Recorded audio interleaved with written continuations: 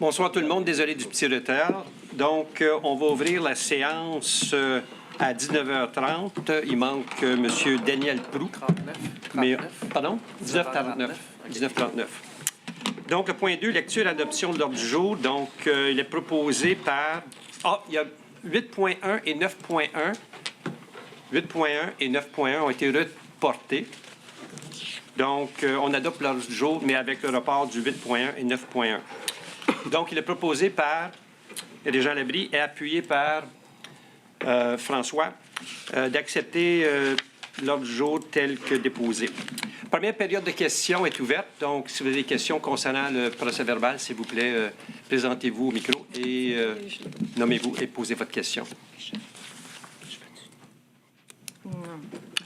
Point 4. Adoption des procès-verbaux dont chaque membre du conseil municipal ayant obtenu le ou les procès-verbaux des séances du conseil municipal. Le greffier de trésorier est dispensé d'en faire la lecture. Donc, le procès-verbal de la séance ordinaire du 9 octobre 2024, considérant l'article 333 de la loi des cités et villes, il est proposé par Mme Préjean, appuyé par M. Labrie, d'adopter à l'unanimité et d'approuver le procès-verbal de la séance du conseil municipal du 9 octobre 2024 tel que déposé. Le procès-verbal de la séance extraordinaire du 24 octobre concernant l'article 333 de la loi des cités et villes, il est proposé par M. Marc Desmarais, appuyé par M. François Saint-Cyr, adopté à l'unanimité d'approuver le procès-verbal de la séance du conseil municipal du 24 octobre 2024. Au niveau des correspondances, on a deux correspondances. On a un refinancement d'un montant de 1 747 000 relatif à l'emprunt qui va être à échéance le 24 février 2025. Ça, c'est le refinancement du règlement Sintra, donc qui nous a coûté 2,1 millions et qui a été commencé en 2020. Donc, à tous les 5 ans, il faut refinancer ce montant. Et puis l'autre, c'est une lettre, c'est un courriel qu'on a envoyé au ministère des Affaires municipales d'habitation à Mme Claudine Proulx, directrice des programmes d'infrastructure d'eau. Et c'est concernant l'entente en eau potable avec la ville de Châteauguay. C'était envoyé par notre directeur général et greffier trésorier Michel Morneau, qui stipule clairement qu'il est primordial de desservir les immeubles qui sont branchés au réseau actuellement et les immeubles existants qui ne sont pas branchés.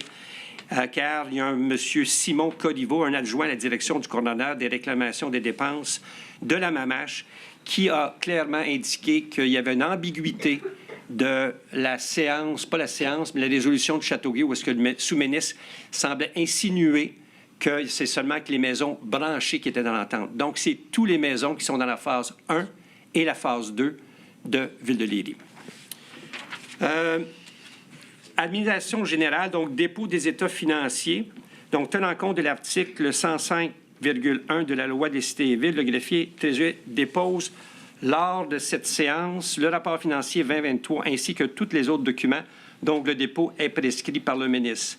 Donc, le 6.2, c'est le rapport du maire sur les faits saillants de la ville pour l'année 2023. Donc, je vais vous lire quelques commentaires concernant ce rapport. Le contenu a été validé par la firme LLG CPA Incorporée. C'est la firme qu'on utilise depuis plusieurs années. Nos résultats financiers démontrent une saine administration de nos budgets, malgré une année fort chargée et l'inflation grimpante en 2023. COT marquée par d'importantes réalisations visant directement l'amélioration de la qualité de vie ayant déjà des impacts positifs dans la communauté. L'excédent de fonctionnement ou le surplus de l'exercice à des fins fiscales est de 549 340 $. Comme ces 3 dernières années, le conseil municipal agira avec prudence en n'affectant pas l'intégralité de ce surplus. Cela assurera à la Ville d'avoir les moyens pour notamment réagir efficacement aux événements climatiques extrêmes et pour finaliser des projets d'envergure entamés au cours de 2023. La Ville de Léry a enregistré des revenus de 5 955 692 $, soit 616 213 de plus que les revenus prévus, notamment en raison d'un marché immobilier qui demeurait actif malgré le fait que le taux d'intérêt était élevé. Cet écart s'explique par des revenus additionnels de 426 387 $ en droits de mutation, ainsi qu'à l'augmentation de la richesse foncière créée par le nouveau projet immobilier du quartier de l'École qui a généré des revenus de taxes supplémentaires. Les dépenses s'établissent à 5 785 550 pour l'exercice 2023. Les dépenses ont été plus élevées dans l'administration générale, l'hygiène du milieu, la sécurité publique. Cependant, il y a l'équilibre des dépenses en transport et en urbanisme qui ont été moins élevées. Donc, nous allons communiquer les détails dans la prochaine édition de la vague. Donc, il va y avoir plus de détails que vous allez tout recevoir chez vous. Ceci dit, donc, considérant que lors de la séance de ce soir, du 13 novembre, le Conseil municipal a pris acte du dépôt du rapport financier de l'exercice terminé le 31 décembre 2023, ainsi que du rapport de l'auditeur indépendant. Considérant que l'article 105,2,2 de la loi sur les cités et villes prévoit que lors de la séance ordinaire du Conseil, le maire fait rapport aux citoyens des faits saillants du rapport financier et du rapport du vérificateur externe. Constatant ce rapport est diffusé sur le territoire de la ville de Léry conformément aux modalités de diffusion déterminées par le Conseil. En conséquence, il est proposé par M. Régent Labrie, appuyé par Mme Lamarre, d'adopter à l'unanimité de prendre acte du rapport du maire aux citoyens des faits saillants du rapport financier de l'exercice terminé le 31 décembre 2023, ainsi que du rapport de l'auditeur indépendant de la firme LLG Incorporée, tel que prescrit par la loi et qui soit diffusé au cours du mois dans le journal La Veille. 6.3. Présentation et acceptation des comptes à payer. Donc, il est déposé le rapport sur les engagements financiers et facturés. Donc, les deux grosses factures que nous avons eues sont le Châteauguay Service de police pour les mois d'octobre et novembre, donc 2 mois. Ça représentait 115 302 $. C'est un tiers de nos dépenses du mois. Et notre quote-part au MRC du Roussillon de 38 717 $. Donc, il est déposé le rapport sur les engagements financiers et factures à payer. Il est proposé par Mme Préjean et appuyé par M. Desmarais d'adopter à l'unanimité et d'approuver les engagements financiers et factures à payer jusqu'au fin 5 novembre 2024, inclusivement au montant de 350 630 $ et 47 sous. 6.4. Dépôt du registre des déclarations des intérêts pécuniaires. Conformément à l'article 358 de la loi sur les élections et les référendums dans les municipalités, les membres du Conseil déposent leur déclaration d'intérêt pécuniaire à la présente séance, soit Mme la conseillère Céline Préjean, messieurs les conseillers François Saint-Cyr et Marc Desmarais. 6.5. Le registre des déclarations en vertu du règlement sur le code de déontologie des élus municipaux. Donc, en vertu de l'article 6 de la loi sur l'éthique et de la déontologie en matière municipale, le directeur général greffier dépose l'extrait du registre des déclarations des réceptions de dons, marques d'hospitalité et d'autres avantages faits par un membre du Conseil depuis la dernière séance au cours de laquelle le dit extrait a été déposé. Les déclarations en ce sens sont au registre municipal. 6.6. Le maire suppléant. Concernant l'article 56 de la loi des cités et villes, considérant que, tenant compte de cet article de loi, le Conseil désigne pour la période qu'il détermine un conseiller comme maire suppléant. Considérant que le maire suppléant possède l'exercice du pouvoir du maire, celui-ci absent du territoire de la municipalité ou est empêché de remplir les devoirs de sa charge, lorsque l'empêche résulte d'une incapacité provisoire prononcée en vertu des articles 312.1 de la loi sur les élections et référendums dans les municipalités, le maire suppléant possède et exerce, malgré le 4e alinéa de l'article 52, toutes les dispositions législatives inconciliables contenues dans la charte d'une municipalité régie en partie par la présente loi, l'ensemble des pouvoirs du maire. Donc, en conséquence, il est proposé par M. Desmarais, appuyé par Mme Lamarre, d'adopter à l'unanimité de désigner M. le conseiller Daniel Proulx comme maire suppléant à compter du 13 novembre 2024 pour une période de 3 mois et agisse comme représentant de Ville de Léry auprès de la MRC du Roussillon, entre autres en l'absence du maire. Que cette résolution devienne caduque au moment où une résolution, notamment un nouveau maire suppléant, est en vigueur. 6.7, Mme Préjean. Nouveau bail Maria Garotti, station de l'Aventure. Considérant que la Ville a invoqué l'article 5.02 du bail permettant la location des lieux du 540 chemin du lac Saint-Louis, afin de revoir le document. Considérant que les lieux sont déjà occupés par la station de l'Aventure, en conséquence, je propose que le conseil municipal autorise M. le maire Kevin Boy ainsi que le directeur général, M. Michel Morneau, à signer un nouveau bail tel que convenu. Appuyé par M. Labrie, merci. 6.8, Mme Préjean. Opération Nez Rouge, demande de contribution. Considérant la demande de commandite de l'organisme en date du 4 octobre 2024, considérant la campagne de raccompagnement de l'année en cours se tiendra du 29 novembre au 31 décembre 2024. En conséquence, je propose que le conseil municipal de la ville de Léry offre une commandite de 200 $ pour l'année 2024 à l'organisme Opération Nez Rouge pour la campagne 2024. Appuyé par M. François Saint-Cyr. Merci, François, 6.9.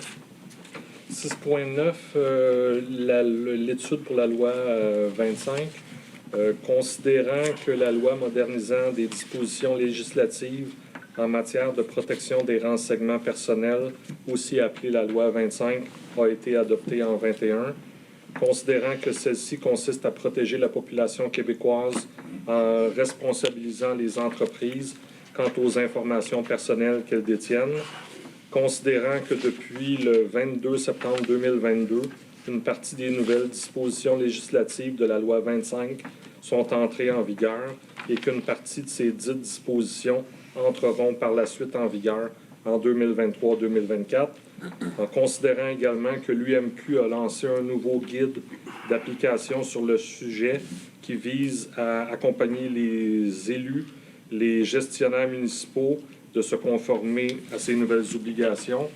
En conséquence, je propose d'octroyer un mandat à la firme Raymond Chabot Grant Thornton au montant de 20 915 $ pour préparer l'ébauche du programme de gouvernance,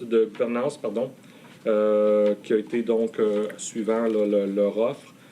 C'est de préciser ici que la Ville est allée par invitation et puis la firme Grant Thornton a été la seule personne donc, qui a répondu à l'appel d'offres. Donc à ce moment-là, je recommande d'aller avec cette firme-là pour préparer les documents nécessaires.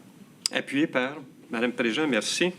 François, 6.10, Club Optimis, responsable élu. Donc, il est proposé par Régent Dabry et appuyé par Mme Préjean. D'adopter le mien de désigner M. le conseiller Marc Desmarais comme représentant désigné auprès du Club Optimis de Ville-de-Léry. Félicitations, Marc.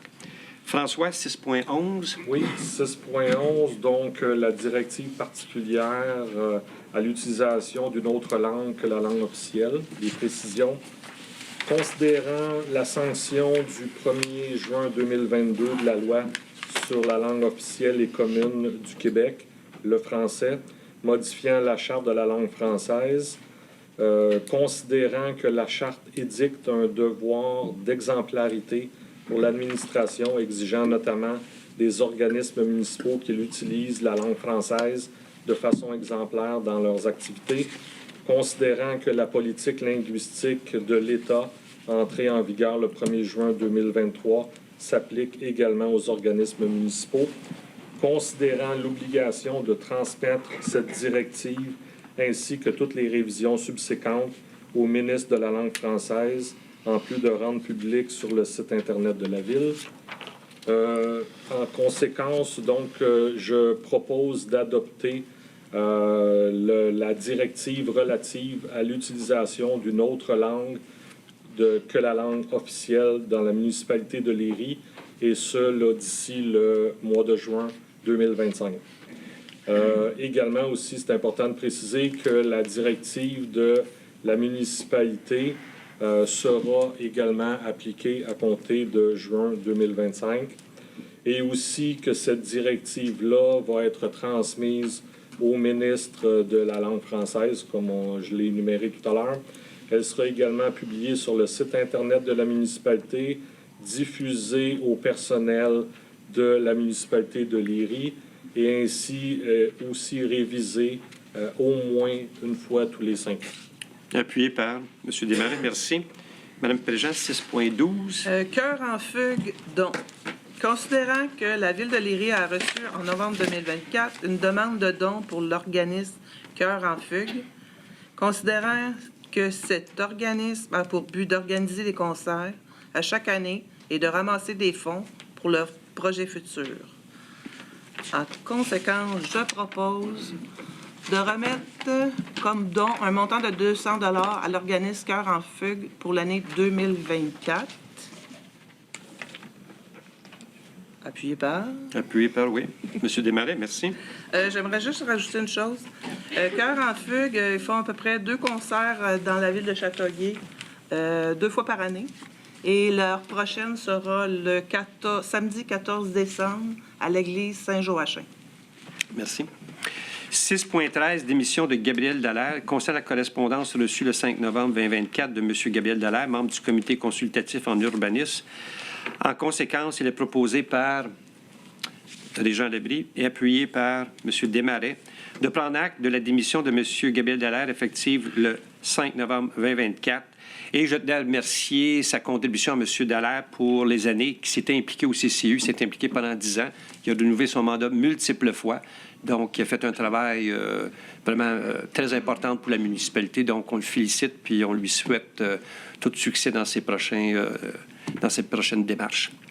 Le 6.14, nomination des nouveaux membres du comité consultatif en urbanisme.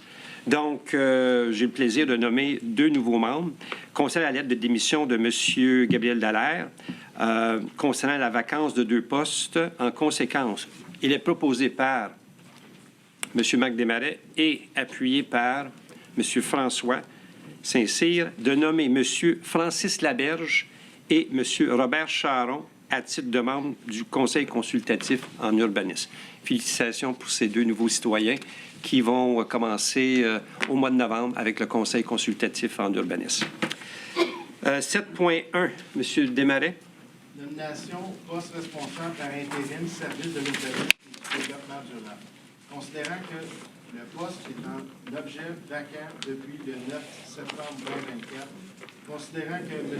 Ambroise Gacala est un employé de la ville de Léry en tant que conseiller en urbanisme au service de l'urbanisme depuis septembre 2024, considérant la recommandation du comité des ressources humaines à cet effet, je propose de procéder à la nomination de M. Ambroise Gagala à titre de responsable par intérim au service de l'urbanisme et du développement durable selon les conditions de la politique de rémunération en vigueur. Appuyé par M. Lebris. Merci. 7.2, M. Lebris. Affichage de poste, conseiller en urbanisme, considérant la nomination de M. Gacala à titre de responsable par intérim au service de l'urbanisme et du développement durable, considérant qu'un poste est dorénavant vacant, considérant que la résolution 2024-05-145 permettant l'affichage d'un poste de conseiller en urbanisme. En conséquence, je propose donc d'autoriser le directeur général, M. Morneau, à procéder à l'affichage du poste de conseiller à l'urbanisme. Appuyé par Mme Péréjean, merci. Le 8.1, règlement numéro 2024-547 relatif à la circulation des camions, des véhicules et outils a été reporté car on n'a aucune réponse du ministère du Transport et des Mobilités durables. Un peu triste. 8.2, François. Oui, 8.2, c'est simplement une correction là, au PV de la dernière rencontre. Conformément à l'article 202.1 du Code municipal du Québec ou encore le 92.1 de la loi sur les cités et villes, le sous-signé, le greffier apporte une correction à la résolution 2024-09-268. Celle-ci devrait plutôt se lire ainsi: d'approuver le plan d'implantation et d'intégration architecturale numéro PIA 2024-285 pour permettre l'agrandissement d'une maison unifamiliale isolée sur le lot 5 141 366, sise au 844 chemin du Lac-Saint-Louis et selon les plans réalisés par Hugo Castonguay, technologue professionnel inscrit au dossier. Je recommande d'approuver le PI, plan d'intégration IA 2024-285, donc pour permettre l'agrandissement de la maison unifamiliale. Excellent, merci. Point 9.1, études complémentaires, infrasecteur secteur phase S a été reporté. Point 10, sécurité publique, aucun point. Urbanisme 11.1, demande d'approbation d'un plan d'implantation et d'intégration architecturale pour la construction d'une maison unifamiliale isolée au 68 chemin du lac Saint-Louis. Donc, concernant le règlement numéro 216-455 sur les plans d'implantation et d'intégration architecturale entré en vigueur le 27 juin 2016, concernant une demande d'approbation d'un plan d'implantation et d'intégration architecturale a été déposée. Concernant la dite demande a été soumise au comité consultatif pour une étude et recommandation à la séance du 28 octobre. Concernant le comité consultatif en urbanisme, recommande au conseil municipal d'autoriser la présente demande d'approbation d'un plan d'implantation et d'intégration architecturale tel que déposé, concernant que le projet répond aux objectifs et critères du règlement 2016-455. Donc, en conséquence, il est proposé par, M. Lebris et appuyé par M. Desmarais, d'approuver le plan d'implantation d'intégration architecturale pour l'agrandissement de la construction d'une maison unifamiliale au 68 chemin du lac Saint-Louis, selon les plans du projet réalisé par la firme Claude Goyette Architecture, page 1 à 10 du 4 septembre 2024, plan d'implantation du 28 juin 2024. Il y a des concepts 3D datés du 3 septembre 2024. Il y a des conditions, par contre, qui soient respectées. La couleur du revêtement de la toiture et du toit du garage doit être modifiée par une couleur claire afin de limiter l'amplification du phénomène des îlots de chaleur. Et deuxièmement, le surfaçage de l'aire de stationnement et de l'accès piéton au bâtiment en cours avant doit être effectué avec un revêtement perméable.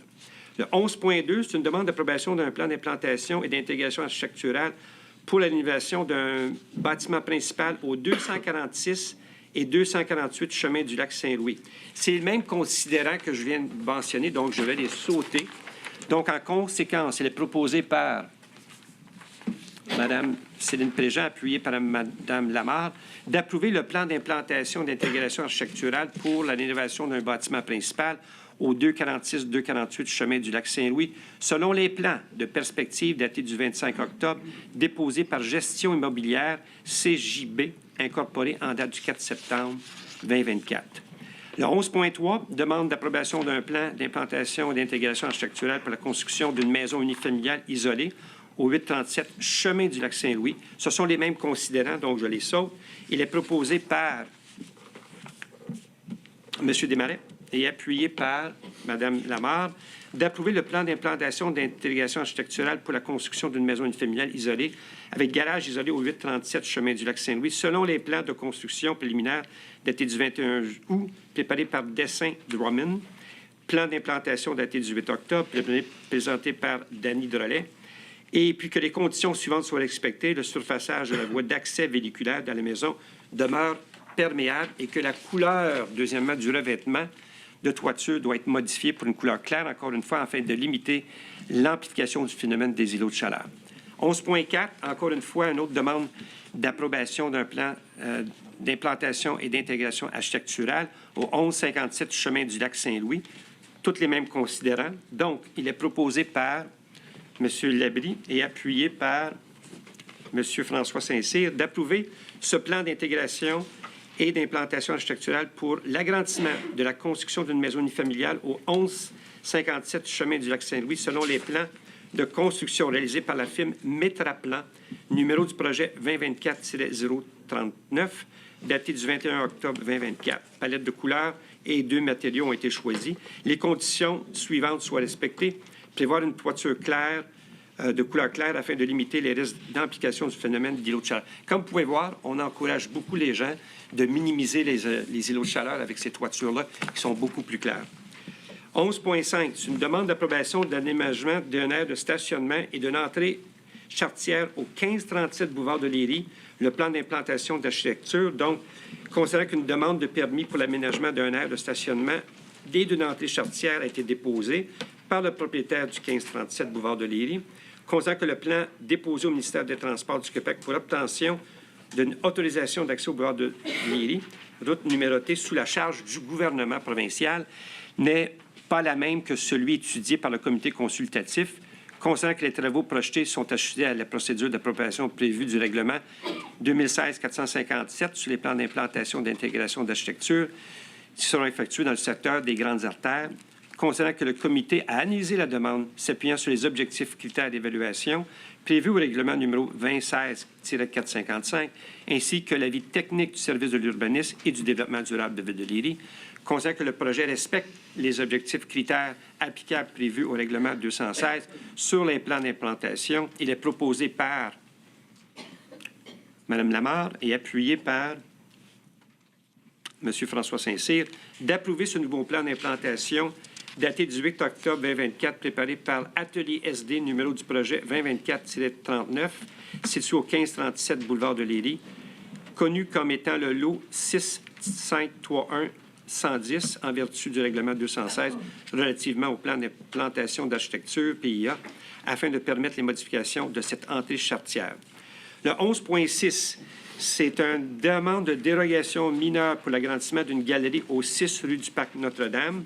Donc, les considérants pour cette dérogation sont assujettis à plusieurs règlements, entre autres le 2016-457, et puis que la dérogation mineure ne porte pas atteinte à la jouissance par les propriétaires des immeubles voisins de leurs droits de propriété.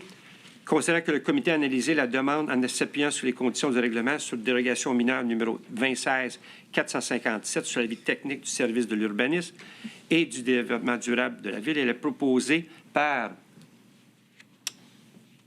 M. Jean Labrie et par François, je sais que c'est long, d'approuver cette dérogation mineure pour un immeuble situé au 6 Parc Notre-Dame comme étant le lot 141-064 en vertu du règlement du zonage numéro 216-451 afin de permettre un empiètement de 4,4 mètres, bien que le règlement fixe cette limite à 2 mètres, soit une dérogation de 2,4 mètres à l'intérieur de la marge de recul de 7,5 mètres de la ligne arrière du terrain. Que le tout soit conforme au plan détaillé. Le plan du projet daté du 19 septembre, préparé par Structure Fiable, plan de localisation daté du 20 septembre 2024. 11.7, dérogation mineure, encore une fois, pour la construction d'un bâtiment principal au 68 chemin du lac Saint-Louis. Il y a des marges. Il y a plusieurs considérants tels que mentionnés dans l'analyse prévue que je viens de présenter.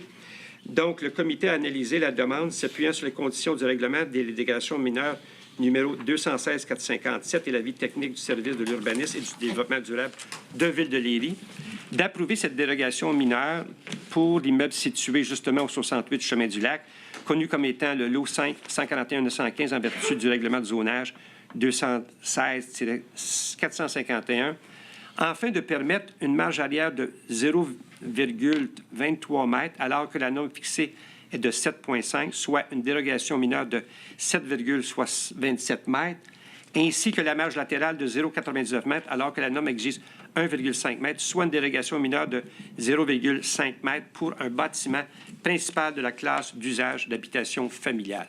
Donc, en conséquence, elle est proposée par M. Marc Desmarais et appuyée par Mme Lamarre, que tout le respecte les conditions suivantes. Aucune fenêtre ne doit être présente sur les façades sud et est, partie du bâtiment le plus près de la ligne. La pente du toit du garage ne doit pas excéder 2 %. Le propriétaire doit assumer que les eaux de pluie, la neige et la glace de son toit ne nuisent pas au bâtiment voisin, que la dérogation accordée ne soit valide que pour l'implantation de la partie du garage existant intégrée dans la nouvelle construction, et que le tout respecte les plans détaillés du plan du projet qui est daté du 4 septembre, préparé par la firme de Claude Goyette, architecte, plan d'implantation daté du 28 juin, préparé par aussi la firme de Claude Goyette, architecte. 11.8, demande de dérogation mineure pour la régularisation de non-conformité relevée au 1085 chemin du lac Saint-Louis. Donc, encore une fois, plusieurs considérants.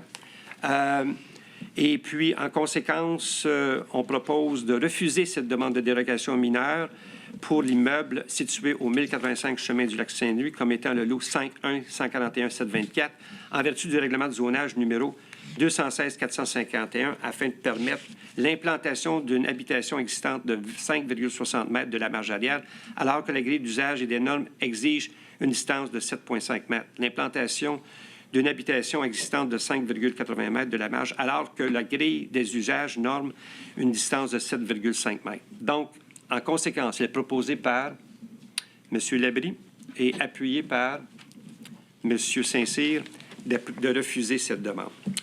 11.9, Mme Lamarre. Oui. À propos de banc de parc. Donc, considérant le plan d'action associé à la politique des aînés entériné par le Conseil, considérant la volonté du Conseil d'améliorer l'expérience de vie active des citoyens, considérant qu'un plan de financement est élaboré avec la députée, Mme Marie-Belle Gendron, au montant de 1 800 $ et de 2 ministères au montant de 2 000 $. Je propose d'acquérir 2 bancs de parc pour l'installation sur le chemin du lac Saint-Louis et que l'installation soit faite par le service des travaux publics. Et enfin, d'autoriser M. le directeur général, Michel Morneau, à acquérir pour la ville de Léry 2 bancs de parc pour être installés le long du chemin du lac Saint-Louis au montant de 5 664 $. L'ensemble selon l'article 58 et 60 du règlement de gestion contractuelle 2024-540. C'est 3 bancs. Mais là, je Oui, sûre. c'est 3 bancs. On m'a dit 3 bancs, Oui. finalement. Oui, c'est 3 bancs. Ah, on vient de gagner un banc. OK. Appuyé par Madame Préjean, merci beaucoup. Madame Labarre. Le mien vient de mourir. Merci. 11-10, autorisation de signature opération de cadastre pour les lots 6-620-533 et 6-620-534. Considérant le groupe immobilier Courbec, considérant que la municipalité s'apprête à signer une entente promoteur, considérant que des cessions de terrain doivent être effectuées, en conséquence, je propose que la firme Géométra Arpentage procède à une opération cadastrale ayant pour objet le remplacement des lots en question du Cadastre du Québec et que soit autorisé le maire ou le directeur général à procéder à la signature de tout document nécessaire et utile à cette fin. Alors, le projet Courbec, c'est celui qui est du côté des étangs aérés et il s'agit de répartir des lots, donc de faire du remembrage un peu de l'eau en fonction du 10 % que les promoteurs doivent laisser aller pour les parcs. Donc, c'est de réarranger les lots en fonction de ça. Appuyé par M. Labrie, merci. 11.11. Jean. Oui. Amendement 1 au protocole phase 1 entente de quartier de l'école, considérant que le règlement numéro 2023-516, entente relative à des travaux municipaux, 9210-8612 Québec Inc., considérant que les travaux de la phase 1 ne sont pas complétés, qu'ils feront partie de la phase 2, considérant que la municipalité veut s'assurer notamment de la bonne qualité de la construction du bassin de rétention. En conséquence, je propose d'autoriser M. Boyle et M. Morneau à signer l'amendement 1 au protocole phase 1 de l'entente du quartier de l'école tel que proposé. Appuyé par Mme Préjean, merci. Régent, 11.12. Autorisation, cession des propriétés publiques quartier de l'école, considérant que la construction des infrastructures municipales du quartier de l'école sur les lots 540, 648, 6356, 689, 6356, 690, 91 et 93, considérant que le conseil municipal a, par sa résolution 2021-09-132, accepté la signature de l'entente de la phase 1 du quartier de l'école, je propose d'autoriser l'acquisition des rues Arlette-Vinctaire, les lots sont nommés, Ninon Cardinal avec son lot, Madeleine Marchand, d'autoriser l'acquisition des propriétés publiques suivantes, le passage piétonnier, le parc sur la rue Madeleine Marchand, que ces numéros de lot cités soient remis pour la somme de 1 $ et autres bonnes et valables considérations, soit la prise en charge par la Ville des infrastructures municipales, que la cession s'exécute après l'acceptation finale. Appuyé par François Saint-Cyr, merci. Le point 11.13, autorisation de signature servitude pour le lot 6 356 691. Considérant que la demande est assujettie au règlement numéro 2016-452 sur le lotissement, entré en vigueur le 11 avril 2016, lequel encadre les conditions de création de nouveaux lots et de servitude, considérant que la servitude projetée est destinée à être utilisée pour la station de pompage d'égout nommée P3, donc c'est une station de pompage à venir, située à proximité du bassin de rétention, et que cette servitude est essentielle au bon fonctionnement du système d'assainissement des eaux usées, considérant que la servitude est consentie à titre gratuit et que celle-ci sera levée à la fin de la phase 2 du quartier école, En conséquence, je recommande d'autoriser l'administration municipale à entamer la procédure d'enregistrement de la servitude, accepter les termes de la promesse de servitude à intervenir entre la Ville et Éric Lebel, DevPro, donc c'est promoteur, accepter les termes de l'acte de servitude à intervenir entre la Ville de Léry et Éric Lebel, tel que soumis par le notaire mandaté pour établir la servitude sur le lot 6 356 991 du cadastre de Québec, que la société procède à une opération cadastrale ayant pour objet le remplacement des lots 6 620 553 et 6 620 534 du lot.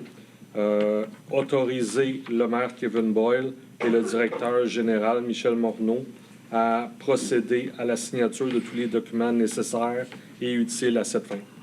Appuyé par M. Régent Labrie. Merci. Régent, 11.4. 11.4, Régent. 11.4. 11.14, excuse-moi. 14. 11.14. Et 11.14. Voilà. Il y en a des points. Parc 75e, considérant que les membres du conseil municipal désirent améliorer l'utilisation du site en objet, considérant que la mutation vers des usages agréables et plus respectueux de l'environnement des citoyens à proximité est désirée, considérant que l'on constate des accès sans autorisation pour effectuer des dépôts sauvages. En conséquence, je propose de restreindre les lieux par un contrôle adéquat des accès à ce parc, alors bloquer certains accès non sécurisés et non autorisés, que soit installé un cadenas avec une copie restreinte des clés, d'autoriser M. le maire, Kevin Boyle, et le directeur général, M. Michel Morneau, à signer un ou des contrats avec les utilisateurs des lieux, avec les parties prenantes, assurant une compatibilité des usages actuels et à venir. Appuyé par M. François Saint-Cyr. Merci beaucoup. Point 12, loisirs et vie communautaire. Aucun point. Point 13, information aux citoyens. Madame Préjean. Oui, merci d'être venu en grand nombre. Madame Labarre. Je vais vous parler d'un nouveau comité que le Conseil a décidé de mettre en place, le comité de développement durable. Et c'est un comité qui va être mené par mon collègue Daniel Proulx et moi-même. Et le Conseil a prévu qu'il y aurait 2 citoyens sur ce comité-là. Donc, je vous invite, si vous avez un intérêt au développement durable, faire valoir votre candidature à info@lery.ca, qu'on puisse mettre ça en branle. Alors, entre-temps, M. Proulx et moi avons essayé de voir où est-ce qu'on pouvait s'en aller avec ça. Et peut-être qu'un premier pas serait un geste citoyen qu'on pourrait vous suggérer à l'approche des fêtes, les décorations de Noël, la proposition, la suggestion qu'on vous ferait, toujours dans une vision de développement durable, ce serait peut-être d'attendre au moins le 1er décembre avant d'allumer vos décorations de Noël. Déjà, on avait pensé peut-être au 15 décembre, on s'est dit on n'exagérera pas, mais attendons donc au moins le 1er décembre pour au moins sauver le maximum d'énergie. C'est une suggestion. Et pourquoi pas, le 1er décembre, c'est un dimanche, on pourrait en faire un événement festif. Le 1er décembre, je sais pas moi, à 19h, on allume toutes les lumières, puis on en profite pour visiter nos voisins avec un petit café, pour parler un peu des décorations de Noël. Un geste citoyen, c'est un premier pas. Ensuite, toujours dans le développement durable, on revient sur le ramassage des feuilles. On veut remercier les citoyens. La nouvelle façon, maintenant que c'est la MRC qui s'occupe du ramassage des feuilles, c'est sûr que c'est plus contraignant pour les citoyens. On en est conscient. Mais en même temps, ça fait en sorte que les sacs ne sont plus envoyés dans le parc du 75e en sachant pas ce qu'on fait avec. Mais avec la MRC, ça s'en va dans un, ils appellent ça une plateforme de compostage. Donc, eux s'assurent que vraiment tout ça est composté, trié et après ça, réparti, redonné aux agriculteurs pour de l'épandage. Donc, encore là, ça prend un effort citoyen pour faire ça. On vous remercie. Le ramassage des feuilles, la nouvelle façon de faire, ça contribue au développement durable. Je vous rappelle qu'il reste 2 lundis pour le ramassage des feuilles, ce lundi, le 18, et le 25 novembre. Puis j'en profite pour attirer votre attention sur les bacs bruns. Du mois de décembre jusqu'au mois d'avril, le ramassage des bacs bruns se fait aux 2 semaines seulement. Ça ne sera plus de façon hebdomadaire, tel que marqué dans le calendrier. Donc ça, c'est pour notre nouveau comité développement durable. Écoutez, tout est à faire dans ce comité-là. Donc, on attend des suggestions, on attend vos suggestions de ceux qui veulent être présents au niveau de ce comité-là. L'autre comité qui est sous ma responsabilité, c'est MADA. Alors, je veux profiter de l'occasion pour vous dire que les conférences mensuelles reprennent cet hiver. La première sera le... je ne veux pas me tromper de date, le 21 janvier. C'est encore une fois les mardis matins. Alors, on est allé avec les suggestions que les gens nous ont faites l'an passé. La première, le 21 janvier, s'appelle « Cerveau actif ». C'est un peu la suite de la conférence qui avait eu beaucoup de succès sur la mémoire. Les gens nous avaient demandé de faire des choses un petit peu plus pratico-pratiques. Alors, c'est ce qu'on va faire le 21 janvier. Il va y avoir 2 ateliers, le matin et l'après-midi. Les inscriptions sont cette fois-ci obligatoires parce qu'il y a seulement 30 places le matin, 30 places l'après-midi, parce que ça va être très interactif et ça va être plus pratico-pratique. En février, on va avoir un conférencier qui va venir nous parler de la maladie d'Alzheimer. Et c'est comme ça jusqu'à la fin avril. Le badminton a repris aussi pour les aînés tous les mardis. Si vous voulez avoir de l'information, vous inscrire, mada@clery.ca. Même chose pour les inscriptions là, pour les conférences, c'est toujours la même adresse. Ensuite, je voulais souligner aussi le grand succès qu'on a eu avec les ateliers qui ont eu lieu cet automne. C'est le programme intégré d'équilibre dynamique. C'est un programme qui était offert gratuitement, qui est difficile à obtenir parce qu'il est très demandé à travers les municipalités. Alors, on a réussi à l'avoir cet automne. 2 groupes de 15 personnes et les personnes qui ont été enchantées. Vraiment, c'est un grand succès. Les gens ont participé, ont aimé ça. Ça se termine la semaine prochaine. Badminton, conférence, pied, ça fait le tour. Voilà. Merci. Merci, Liette. François? Oui, quelques points. Tout d'abord, le MTQ. Comme vous le savez tous, depuis 4 mois déjà, le MTQ a décidé d'abandonner des cônes là, sur le boulevard. Il y en a à peu près une douzaine qui sont là. Je sais que les travaux publics ont essayé de joindre les gens au MTQ, leurs contacts, et puis ça tourne en rond. Là. C'est un peu les 12 travaux d'Astérix. Il en est de même aussi pour les lampadaires de part et d'autre, là, des feux de circulation. Ça fait déjà depuis 2 mois que la situation perdure. Je pense que le MTQ nous prend pas au sérieux. De mon côté, avec les contacts que j'ai, je me suis là, impliqué personnellement dans le dossier. J'ai passé toutes les étapes au MTQ. J'ai maintenant parlé avec quelqu'un mardi. Et puis, cette personne-là, j'ai son nom, j'ai son numéro de téléphone, j'ai son poste, j'ai son cellulaire. La personne m'a demandé quelles étaient les problématiques rencontrées. J'ai expliqué qu'on vivait des cas de négligence ici à Ville-de-Léry, pardon. Et puis, je leur ai dit que là, la situation ne pouvait pas durer, que nous avions une population là, qui s'interrogeait et qu'il fallait arriver avec des éléments de réponse, puis il fallait que la situation bouge. J'ai contacté le ministère, donc il y a environ une dizaine de journées, en suivant bêtement le cheminement qui était demandé. Et on me disait, oui, parfait, rappelle-nous dans une dizaine de jours, on va pouvoir vous dire où on est rendu dans le dossier. Quand j'ai parlé à la personne ce mardi, la personne m'a répété le même discours. Elle m'a dit, tu rappelleras dans une dizaine de jours. J'ai dit, c'est ce que je fais aujourd'hui. Elle ne comprenait pas. J'ai dit, là, c'est le même discours qu'on entend perpétuellement. Fait que là, j'ai dit, la situation va s'arrêter, là.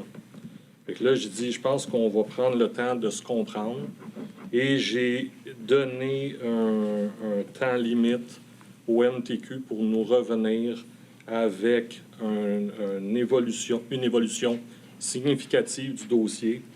Dans les 10 jours, je m'attends à ce qu'on reçoive quelque chose de la part du MTQ, qu'il y ait une intervention concrète de la part du MTQ.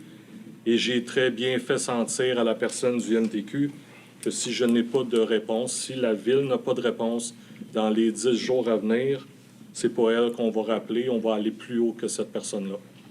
Et cette personne-là me dit qu'elle comprend bien qu'on ne veut pas aller là. Bien, j'ai dit, si vous ne comprenez pas, c'est ça qu'on va faire. Fait qu'on attend donc des développements de ce côté-là, mais on devra avoir des développements rapides, car la personne m'a rappelé 2 fois par la suite dans la même journée. Ce qu'on n'était pas habitué d'avoir de notre côté. Puis, étrangement, bien, les travaux publics ont reçu le même jour un suivi de la part du MTQ pour dire on s'occupe du dossier. Donc, ça, c'est le premier dossier que je voulais donc préciser. Deuxième élément aussi, il y en a sûrement qui ont remarqué sur le boulevard René Lévesque, sur le terrain là, qui est maintenant propriété de la Ville, près de la rue principale. Il y a un itinérant qui a érigé une tente il y a quelques jours. La Ville, évidemment, a contacté le service de police. Et puis, on a regardé un peu avec eux la procédure à suivre. On s'est assuré que le citoyen soit rencontré et puis que son départ se soit fait là, donc, du site de façon là, respectée, calmement. Donc, déjà ce matin, le citoyen donc, a retiré donc, son campement. Ce que j'ai proposé aux membres du Conseil au cours là, des prochains mois, là, après les fêtes, une fois qu'on aura traité la question du budget, on pourra regarder et établir un protocole de façon à s'assurer que si la situation se répète, qu'on puisse identifier des ressources, des personnes contacts. De mon côté, déjà, j'avais fait des communications. J'étais en contact avec des gens qui m'indiquaient qu'aujourd'hui, là, dans l'après-midi, un travailleur de rue était pour aller rencontrer la personne. J'ai dû rappeler donc ce matin pour dire, annuler l'intervention. Mais on va essayer de discuter avec des gens, des ressources autour, pour essayer de cibler les ressources des intervenants, de telle sorte que quand on aura à faire face à la situation, si elle se répète, on pourra simplement appliquer un protocole et s'assurer que tout va être fait conformément là, aux bonnes règles et en respect du citoyen. Également aussi, je voulais mentionner, là, je suis toujours très impliqué au niveau du projet Infra Phase Est. Je peux vous assurer que je suis le dossier de très, très près. Je suis très impliqué à tous les niveaux. Et puis, on fait un suivi très serré de l'avancement du dossier. Également aussi, j'aurai la chance, à partir de cette semaine, d'également travailler aussi sur le dossier du boulevard urbain qui va se faire avec mes collègues du MTQ. Là, je les appelle les collègues parce qu'on veut rester poli. Donc, on va avoir à négocier encore une fois avec eux pour procéder au développement du boulevard urbain. Donc, je vais pouvoir travailler là, efficacement et partager mon expérience là, au bénéfice de la Ville pour qu'on puisse avoir un bon projet à ce niveau-là et surtout avoir une bonne collaboration de la part du ministère des Transports. C'est tout pour les points que j'avais à présenter. Merci, François. Des gens? 2 petites choses. Alors, dans un premier temps, je voudrais quand même remercier et féliciter M. Dallaire pour les 10 années qu'il a travaillé au CCU. Dans un deuxième temps, je félicite les paysagistes sur Arlette-Vincter. L'entrée pour aller vers l'école, c'est vraiment très bien fait. Des très bons choix d'arbres. Dans notre ville, ici, on a souvent des coupures électriques, des arbres qui brisent partout. Là. Ils ont choisi beaucoup de conifères. Oui. Très intelligent, très bien fait. Puis j'espère que ça va nous donner à nous des bonnes idées pour, justement, au printemps, puis dans les prochaines années, commencer à embellir notre ville en continuant ce qui a été fait là-bas. Monsieur Desmarais? Marc? Moi, j'ai un petit point. Dans le fond, c'est un bon point. On est en train d'analyser l'achat d'une pompe mobile pour pallier les coups d'eau dans le P2, qui est problématique lors des tempêtes de pluie. Fait que, on travaille là-dessus pour que ça se règle. Merci d'être tous là en grand nombre. Si vous avez des questions, n'hésitez pas à venir me voir. J'avais juste un petit point aussi supplémentaire, si tu le permets, Kevin.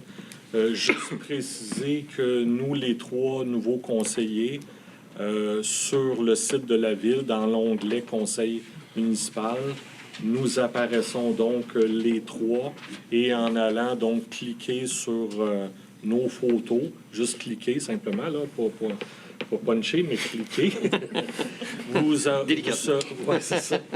serez en mesure de pouvoir nous transmettre par le biais de courriel, donc toute correspondance pertinente. Donc, si vous avez quelconque questionnement, si vous vivez quelconque problématique, si vous désirez avoir quelconque information et que vous avez d'une manière ou de l'autre des difficultés à le faire, n'hésitez pas à aller sur le site, nous poser vos questions et soyez assurés que l'on vous répondra. Je vous invite également, si vous le souhaitez, de nous partager lors de cette correspondance-là vos coordonnées. Et puis, je m'engage de mon côté, là, et nous nous engageons tous à vous rappeler ou vous transmettre les informations nécessaires là, pour vous guider à tout le moins là, dans vos questionnements. Les 10 jours qui suivent. Dans les 10 jours qui suivent. Ou peut-être plus vite. Ça va être plus vite. Merci, François. Merci à tous. Juste avant de passer au point suivant, c'est moi. Oui, 6.4, j'aimerais ça qu'il soit inscrit, ceci. Oui. Que M. Régent Labrie a déposé également le registre de déclaration. Dans le registre de déclaration d'intérêt pécuniaire, ces documents, vous les aviez dans vos documents ce soir. Donc, juste pour que ça soit bien inscrit à l'ordre du jour. Ouais. Merci. Quelques points, comme François mentionnait, on a une rencontre avec le ministère du Transport le 18 novembre, donc lundi prochain, justement pour revoir leurs commentaires sur l'étude de préfaisabilité de la transformation du tronçon de la route 132 en boulevard urbain. Puis je suis content que François va être avec nous à cette rencontre-là, parce que c'est une rencontre super importante. Le 10 octobre dernier, on a eu aussi une rencontre Teams avec la Ville de Châteauguay pour discuter de l'état du calcul de la fourniture d'eau potable pour la Ville de Léry. Donc, comme chaque année, on rencontre Châteauguay pour avoir les documents concernant la facturation annuelle d'eau potable et puis à répondre à nos questions pour préparer notre budget 2025. Donc, c'est super important.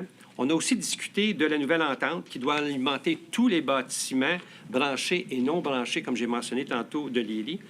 Châteauguay nous a fait part comme quoi qu'il attend le rapport préliminaire de la firme Raymond Chabot Grant Thornton concernant leur réseau d'infrastructures d'eau potable. Donc, c'est un genre de audit et ils vont nous le communiquer dès que possible. Nos prochaines étapes, qu'est-ce qu'on veut faire? C'est qu'on va consulter ce rapport de Raymond Grant Thornton pour entreprendre nos négociations avec la Ville de Châteauguay. Donc, la chose avance tranquillement. Mais comme vous savez déjà, on a déjà mentionné qu'on a mandaté la firme d'ingénieurs concert Bruiser pour effectuer une étude d'options d'approvisionnement d'eau potable pour les années à venir, qui sera beaucoup plus avantageuse pour le Ville de Léry et la région. On a fait part de ça à Châteauguay. Donc, ça fait partie de nos ententes et nos négociations avec eux. La soirée de toponymie qui avait lieu le 23 octobre, on a partagé avec les citoyens, c'est-à-dire les noms des rues et autres lieux municipaux qui sont déjà en usage puis qui ont tous été soumis officiellement à la Commission de toponymie du Québec. Donc, les citoyens qui étaient présents le 23 ont choisi le nom de 2 nouvelles rues, qui est les rues 4 et 5 dans le quartier de l'École, parmi une sélection de noms d'enseignantes particulièrement inspirantes qui ont jadis travaillé dans nos écoles ici à Léry. Les noms des rues 4 et 5 seront celles de Mariette Faubert et Jeanne Ferron et ont été soumis à la commission de toponymie avec aussi, ils vont être officialisés Les autres lieux qui vont être officialisés aussi, qui ont été soumis, c'est la promenade de l'Ardoise qui se trouve justement dans le quartier de l'école. Le quai de Bellevue, donc officiellement, le quai municipal va s'appeler le quai de Bellevue. Le parc Georges Ruffiange, le parc Raymond Faubert et le parc Ovide Asselin vont être officialisés. Donc, avant, il n'était pas connu par le Québec officiellement, donc ils vont l'être probablement au début décembre. Mais qu'est-ce que je voulais, c'est je tiens à remercier les membres du comité. Ils ont fait un travail méticuleux, vraiment très appliqué. Puis c'est les gens, Mesdames Danielle Laberge, je pense qu'elle est ici ce soir. Merci, Danielle. Pauline Shanks, Sabrina Dufort-Boucher et Marc-André Roy. Ils ont passé plusieurs heures à trouver et effectuer des recherches exhaustives pour trouver tous les noms des enseignantes, parce qu'il y en a beaucoup, et des enseignants. Puis tous ces noms-là, quand on va avoir le parc des enseignants à l'école, dans le quartier de l'école de la Chapelle, on va avoir une plaque commémorative justement pour reconnaître ces gens-là. Donc, c'est quelque chose de très important pour la communauté. Je tiens aussi à remercier Chloé. Chloé a tout organisé la logistique de cette soirée-là et la communication. Puis vous allez trouver sur Facebook demain et sur le site de la Ville tous les détails de cette soirée-là et des noms des gens qui vont être officialisés. Les autres choses importantes, c'est les travaux majeurs sur la rue du Parc Tisseur pour améliorer la conduite d'eau potable est terminée. Donc, l'avis d'ébullition est élevé depuis hier. Puis, on remercie tous les citoyens de leur patience, mais c'était important d'agrandir ce tuyau-là pour les citoyens. Le camion-citerne. Notre directeur des services d'incendie a envoyé le camion-citerne dans un garage à Joliette, comme vous le savez tous, ou certains ne le savent pas. On attend pour le réparer, pour le ramener ici, et le conseil va déterminer qu'est-ce qu'on va faire avec ce camion-là. Donc, ça, c'est important. On attend le suivi. Il va revenir, on va l'évaluer, et le conseil va prendre une décision. Un rappel aussi pour les comités. On cherche un citoyen pour se rejoindre au comité culturel, loisirs et vie communautaire. Donc, très important, c'est un comité important que préside François et puis avec Chloé. Donc, s'il y a des citoyens intéressés, s'il vous plaît, venez nous voir ou envoyez votre nom à Info Léry. La fête de Noël des enfants, très important, le 7 décembre à partir de 18h ici à l'Hôtel de Ville. Veuillez inscrire vos enfants avant le 25 novembre sur le site Web, s'il vous plaît, parce que c'est vraiment une belle fête qui a lieu toujours à toutes les années ici. Et puis, vous êtes invités aussi au Samedi du maire, c'est samedi ici, le 16 novembre, entre 13h et 15h, pour me rencontrer et discuter des sujets qui vous préoccupent. Vous savez seulement à nous écrire à Info Léry. Donc, voilà, c'est les quelques points que je voulais communiquer. Pour le retour sur les questions du public de la séance précédente, il y avait deux choses qui étaient d'importance. Il y avait des plaintes de vitesse sur le chemin du lac Saint-Louis. On a eu deux plaintes lors de la séance du Conseil du mois d'octobre et un téléphone d'un citoyen. Et puis, on a visité la police de Châteauguay. En octobre, qu'est-ce qu'ils ont fait? C'est qu'il y avait des vérifications sur les relèves. Ils ont été là jour et soir. Ils ont fait des opérations fixes et autres étaient en mouvement. Et puis, il y a eu une infraction, quelqu'un qui roulait à 58 km dans une zone de 30. Encore une fois, c'est une personne de Léry. Plus souvent qu'autrement, c'est des gens de Léry qui roulent trop vite. Et puis, la moyenne de vitesse constatée se situe entre 27 à 41 km/h. Donc, on s'assure de la sécurité de tous. Ça nous préoccupe énormément. S'il vous plaît, écrivez à moi, à vos conseillers, conseillères. Puis si vous voyez des gens qui font de l'excès de vitesse, surtout si c'est vos voisins, s'il vous plaît, parlez-leur. Parce que c'est eux autres qui ont besoin de savoir d'enlever le pied sur la pédale un petit peu.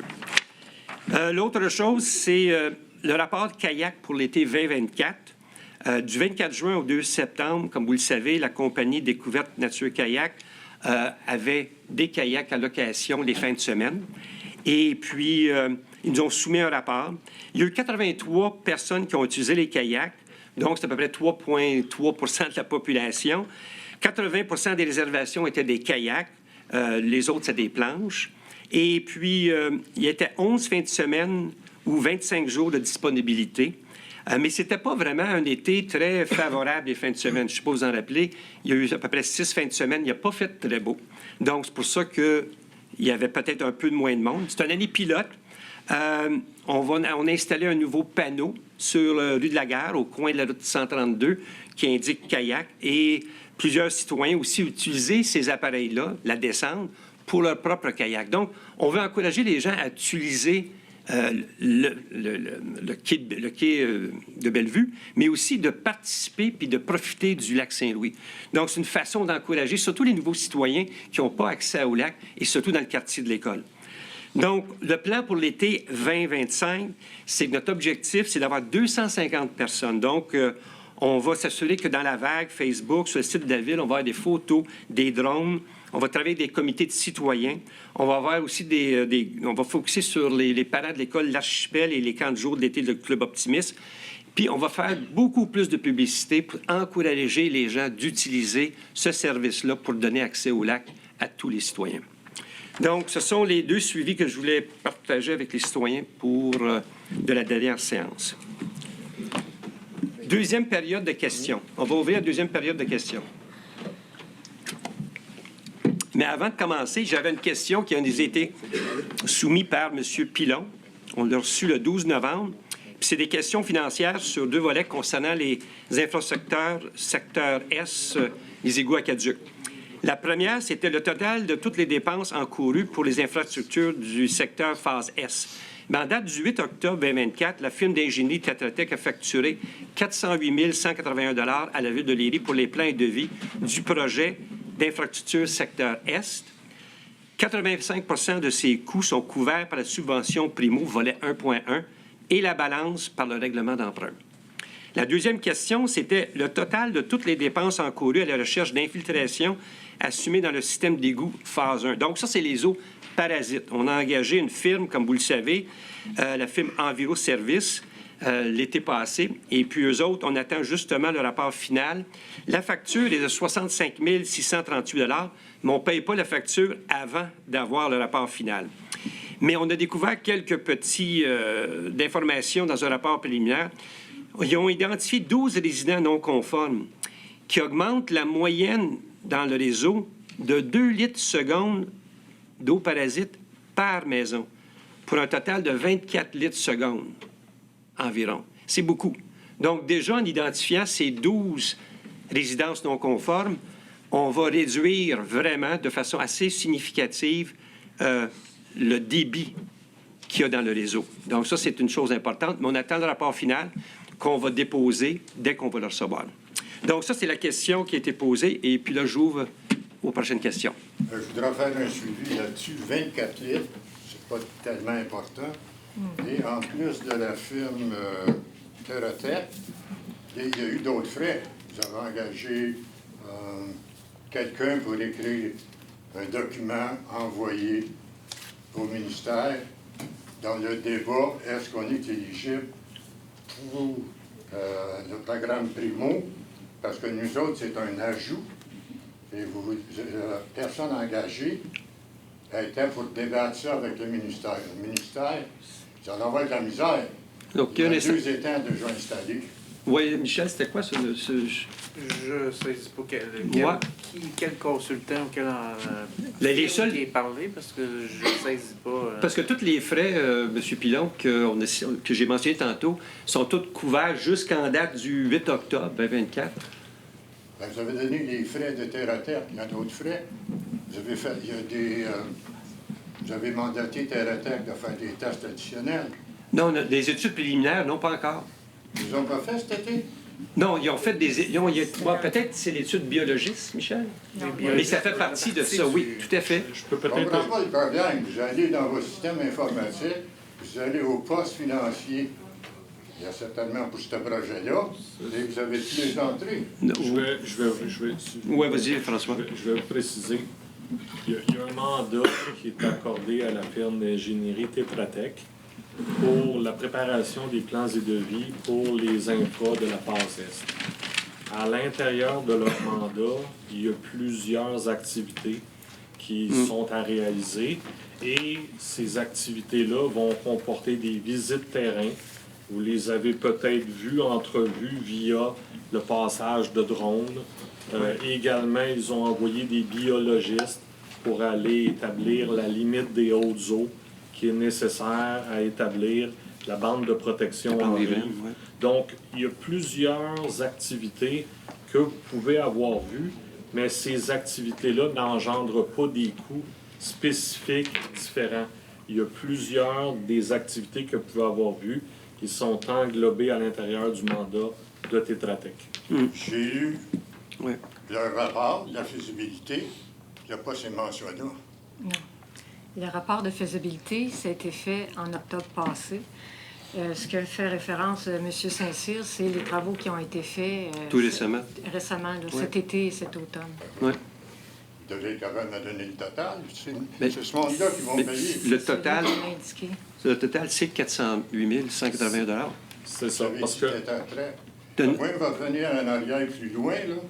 Monsieur Saint-Cyr, oui, je ne sais pas si vous êtes au courant, mais la Ville, le 21 septembre 2022, ont été sur le système électronique d'appel d'ordre du gouvernement du Québec, parce qu'ils sont obligés, C'est sûr. Ah oui.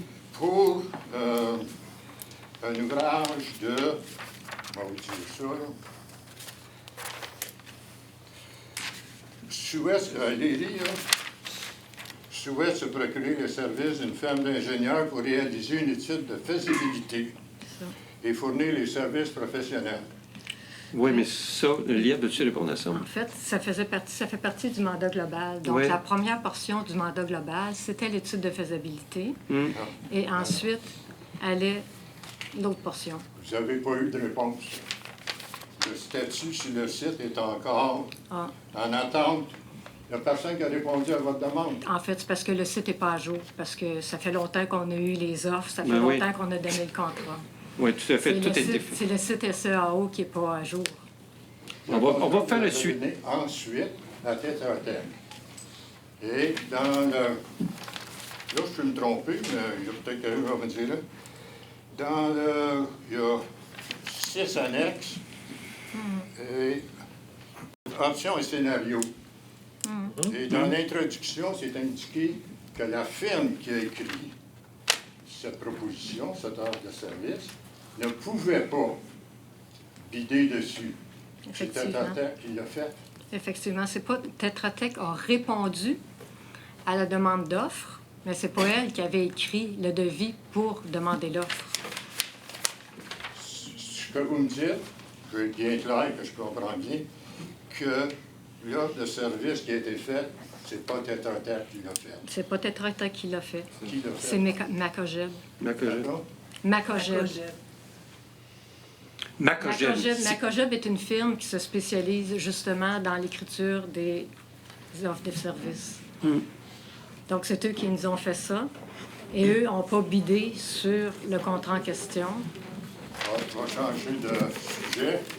Qu'est-ce que vous attendez pour faire qu'est-ce qu'ils ont fait à la phase 1? Une rencontre avec les ingénieurs. Il y avait l'ingénieur, l'avocat, les chargés de projet. Oui. Une rencontre au club de golf. Fait que là, il n'y avait pas divisé pour vaincre, pour gagner. Et c'était animé, non pas par un maire ou personne, c'était animé par une personne de l'extérieur. Oui. Ici, vous avez choisi de faire des rencontres séparées. Fait que là, vous avez eu l'opportunité de compter 4 histoires, 5 histoires.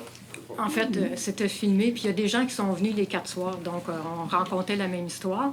Le choix qu'on avait fait de le faire comme ça, c'était pour donner l'opportunité aux citoyens de poser des questions, d'avoir une proximité avec eux pour pouvoir échanger. Quand on est dans une salle sans personne, c'est sûr que les interactions, c'est pas mal plus difficile. Il y en a qui n'osent pas se lever, il y en a qui sont intimidés par le groupe.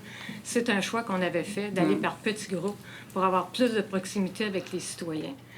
Et à ce moment-là, compte tenu qu'on voulait en faire plusieurs, justement pour avoir cette proximité-là, et garder nos coûts au minimum, on le fait, oui, à l'interne. Ouais. En disant aux citoyens à la dernière, la prochaine rencontre va avoir lieu avec les ingénieurs. Justement, dans l'appel d'offres que Tetra Tech a répondu, c'est prévu qu'ils soient présents à une rencontre citoyenne pour répondre aux questions plus techniques quand le projet serait plus avancé et surtout quand on va avoir le montant total, le signe de dollar final de la part du ministère. C'est ce qu'on attend.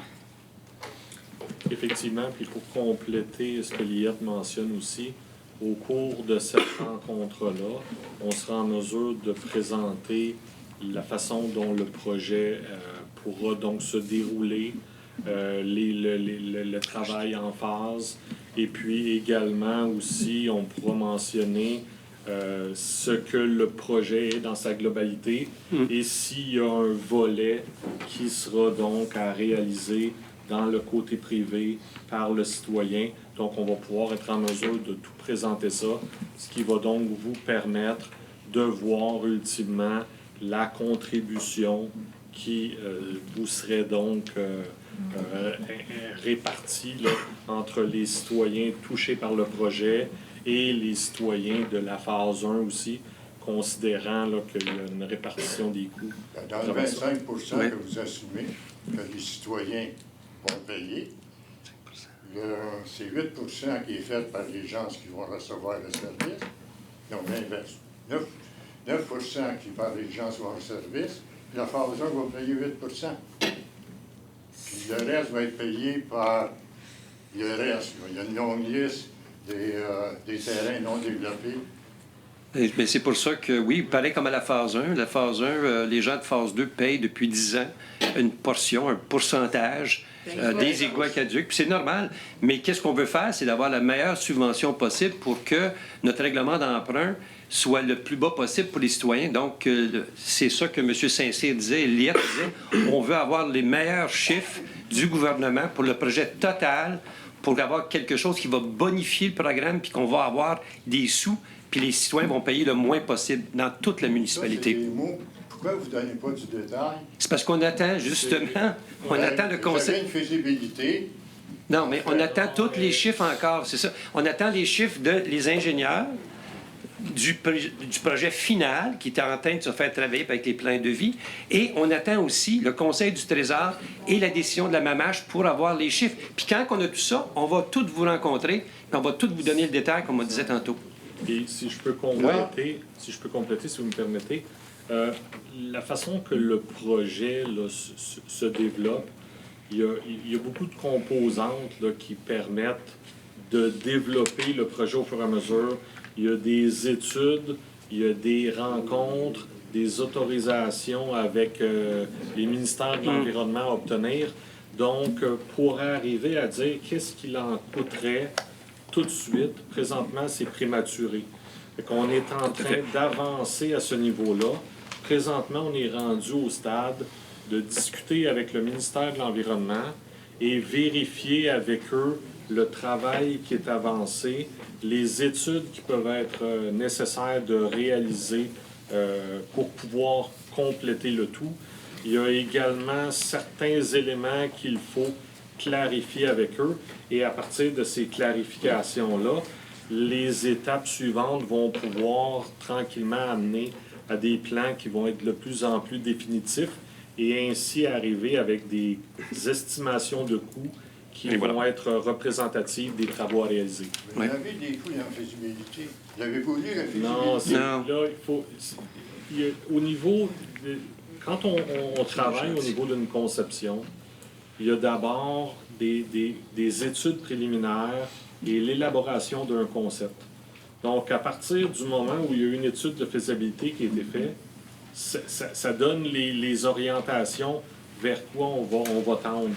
Mais ça ne fait pas qu'au terme de cette étude de faisabilité-là, on a déjà tout de suite un montant. Ça donne une ligne dans laquelle on va se diriger. Et là, après ça, dans ce qu'on veut avoir comme alignement, on va rencontrer les différents ministères que ça peut impliquer. Et là, à ce moment-là, on va être en mesure de bâtir ou ajuster les ouvrages de façon à être capable d'en arriver à un coût. Présentement, oui, on a une idée des coûts, mais ça ne sert à rien d'avancer ces coûts-là tout de suite, considérant que l'avancement actuel du dossier ne me permet pas d'avoir quelque chose qui est suffisamment précis pour vous le présenter. Pourquoi vous avez dépensé tout cet argent-là? Mais l'argent, c'est la façon de procéder, M. Pilon. Pour un projet de cette envergure-là, c'est le gouvernement, dans le primo volet 1.1, nous encourage de faire les plans de vie et puis 85 est remboursé par le gouvernement. Donc, on est obligé, dans un projet d'une envergure de cette grandeur-là, de faire ça. C'est la procédure à suivre par le gouvernement. C'est ça qu'il faut faire. Ça, il y a des projets, lorsqu'ils sont tout simples, comme le projet qu'on a fait là, pour de remplacer une conduite pour la dimensionner un diamètre supérieur dans les dernières semaines. C'est pour le bâtisseur. Oui. C'est un tout petit projet. Donc, un petit projet où, selon l'envergure du projet, on a un certain temps à avancer dans le dossier. À partir du moment où le dossier a une très grande envergure, comme c'est le cas pour la phase 2, il y a beaucoup d'étapes à franchir pour en arriver au produit fini. Ceci dit, on va laisser la chance à d'autres citoyens à poser des questions, mais je pense qu'on a fait le survol total. Si vous voulez venir en discuter avec nous après de plus de détails, ça fait plaisir, mais... C'est les gens qui ont dit un survol. Leur avez-vous dit que c'est maintenant à l'estimer 20 000, c'est plus 13 000 qu'ils devront payer? Je ne sais pas d'où est-ce que vous tenez ce chiffre-là. Je vous dirais, je m'implique énormément dans le dossier, monsieur. Et puis, je ne suis pas en mesure d'aucune façon de vous dire... Je vous comprends, vous venez d'arriver. Oui, mais c'est pas grave. Je suis très en connaissance du dossier. Puis c'est vraiment trop prématuré pour établir quelconque montant que ce soit. Ben oui. Si des gens ont avancé des montants, je vous dirais que ces montants-là, présentement, ne tiennent pas la route parce qu'on n'a pas de montant encore. Puis on travaille là-dessus. Puis je travaille, puis c'est ma contribution là, en tant qu'ingénieur dans le dossier. Je ne suis pas l'ingénieur de la ville, mais ma contribution, c'est de m'assurer que le projet va être fait de la meilleure façon possible, au meilleur coût possible, et faire en sorte que l'investissement que vous aurez à débourser va être représentatif, et sera celui pour lequel on aura travaillé à le réduire le plus possible. Oui. Merci, M. Pilon. On va laisser la parole à d'autres citoyens. Bonjour, François Rioux, 798 Chemin du Lac à Léry. Monsieur le maire, une question pour vous. Pourquoi la lettre qui a été signée par l'ensemble des maires de la CMM qui sont touchés par les zones inondables, il faut aider les citoyens en zone inondable, qui a été envoyée au gouvernement du Québec, n'a pas été signée par Ville de Léry? La raison, c'est parce que ça touche très peu de citoyens. Châteauguay, ils l'ont signé parce que la rivière Châteauguay, il y a des endroits qui sont très, très, très problématiques, ainsi que Vaudreuil-Dorion. Si vous regardez la carte des zones inondables à Léry, il y a quelques endroits qui sont déjà été identifiés, comme la place, la Pointe-Bourdon. Donc, on n'a pas fait de lettre comme telle. On était conscient de ça. On les appuie tous, évidemment. Et par solidarité, vous auriez pu signer avec Non, nous. mais les autres municipalités non plus. Il y a d'autres municipalités dans la MRC du Roussillon qui ne l'ont pas signé, mais qui sont solidaires. Et on est solidaires avec eux. Mais la chose, c'est qu'on n'a pas été approché pour ça. C'est cette municipalité-là qui ont décidé de faire ça de leur propre chef. OK. Autre point, le camion. On peut-tu avoir un petit peu plus de précision? Comment il est disparu de Léry et qui l'a fait disparaître? Bien, ça, c'est le directeur des services incendie qui a pris l'initiative d'amener ce camion-là à Joliette pour le faire évaluer. Le conseil a pris note de ça. On a encouragé qu'on le répare de façon sommaire pour le ramener ici. Et ensuite, le conseil va décider qu'est-ce qu'on va faire avec ce camion-là. Est-ce que le conseil pourrait prendre les mesures pour le faire revérifier par une firme trouverait Aérofeu? On va tout faire ça. Une autre firme indépendante pour faire les tests. Tout à fait. Et non pas le chef d'incendie de Mercier qui... Non, mais c'est pas lui qui fait l'évaluation comme telle. C'est des firmes indépendantes. Il a décidé de le prendre puis de partir avec sans vous en informer de façon très Non, formelle. il avait informé le directeur général comme quoi que ce camion-là, il l'amenait ailleurs. Les plaques, comme vous le savez, ils n'étaient plus placables. Donc, on va s'assurer de tout faire les bonnes choses. Attendez un peu, là. Si vous dites qu'il était plus placable, comment il a fait pour partir d'ici pour s'en aller à Joliette? Michel, comment il a fait? Est-ce qu'il a été dans une... En tout cas, il l'a amené là-bas. Directeur. C'est-tu, Thomas? Ce qui est arrivé, dans le fond, c'est que l'inspection était due, puis il y avait jusqu'au dimanche, si on veut, là. Je ne sais pas la date exacte, mais pour qu'il soit inspecté. Puis il a cru bon de l'envoyer Ah, il est. À Joliette. pour qu'il soit Inspecté. inspecté. Est-ce que tu as la meilleure décision? Inspecté, il a été envoyé à Joliette pour être inspecté. Il était plaqué. Il était plaqué. Mais il a été envoyé là pour Ouais. être inspecté. C'est ça. Et le garage là-bas était au courant que le camion allait arriver. Ben, on ne sait pas, ça. Bien, évidemment, c'est il a choisi de l'envoyer là. Mais on va avoir un rapport final de lui, puis le camion va revenir ici, on va l'analyser, et le conseil va prendre une décision, qu'est-ce qu'on va faire avec le camion. Est-ce qu'on pourra aussi être mis au courant de ce que le rapport dit? Est-ce que ça Tout peut à être fait. rendu aux citoyens? Tout et à le fait. rapport de la SAC? Parce que là, il y a déjà un rapport qui est connu de la SAC là, avant qu'il soit là-bas, vu qu'il y avait une inspection demandée. Donc, c'est déjà les bobos qu'il y avait. On va tout partager, qu'est-ce qu'on peut partager pour s'assurer que tout est fait en bonne et due forme. Et d'envoyer dans une firme, comme je vous dis, indépendante de... Oui, tout à fait. Pour avoir, s'il faut faire quelque chose avec ce camion-là, on veut s'assurer que c'est bien fait. Oui, mais il y a peut-être d'autres tests qui vont être demandés, comme les Ça se camions peut. d'incendie, et que ça soit fait par une firme Autre, oui, et tout à non fait. choisie par le directeur. Tout à fait. C'est pour ça qu'on le ramène ici. Merci. Daniel Auger, 114 Chemin du Lac. Deux, trois petites questions vite. L'école, pourquoi qu'il n'y a pas, mettons, des panneaux où on élargit la route pour l'école? Parce que là, quelqu'un que ça va travailler soir et matin, là, il y en a 25, 30 véhicules qui veulent tourner à l'école, puis là, c'est jamais... C'est pour ça que, comme on disait tantôt, on a une rencontre avec le ministère du Transport pour faire un boulevard urbain qui va avoir un feu de circulation, qui va permettre les voitures à se tasser à la gauche et pouvoir passer tout droit. Comme un peu à l'intersection qu'on a au coin de René Lévesque et le boulevard de Léry. C'est ça qu'on veut faire. Bon. Donc, on a une rencontre avec eux pour faire ce projet-là et on aimerait ça que ça commence au printemps, ces travaux-là, pour qu'à l'automne prochain, on va avoir un feu de circulation puis les enfants vont pouvoir traverser la rue en toute sécurité. Il y a des enfants qui demeurent à 50 ou 100 mètres sur le chemin du lac qui sont obligés de prendre l'autobus. Ouais. On ne peut pas traverser. Mais vous avez absolument raison. On le dit au ministère, c'est le chaos le matin et le soir aussi. OK. On comprend, M. Auger. Tout à fait. Juste une question vite. Les branches, est-ce qu'il va y avoir une autre collecte ou... Les branches... On avait dit oui. On avait dit oui, Michel, qu'une collecte, c'est... Ben, c'est une collecte qui va être faite avec les travaux publics pour ramasser nos branches et on va ramasser à certains endroits, mais c'est pas une collecte annoncée. Il y a des gens qui ont déposé des choses, on va ramasser. OK. Mais le conseil avait dit 4 collectes. Oui. Il y en a eu 4, plus 2 qui ont été rajoutés pour Ouais. des événements particuliers. Et là, il n'y a pas eu d'événements particuliers. On va ramasser, étant donné que le calendrier n'était pas tout à fait clair. Tout entre à les- fait. Il y avait 2 Ben, ça, parce calendriers, que là, donc ça va être les fait. dates, puis le kit, là, il y en La a seule qui- chose, va c'est être que près de le chemin du lac, près de Bournois, Maple Ouais. Grove, il y a un... Ça, on ne touffera pas, ça.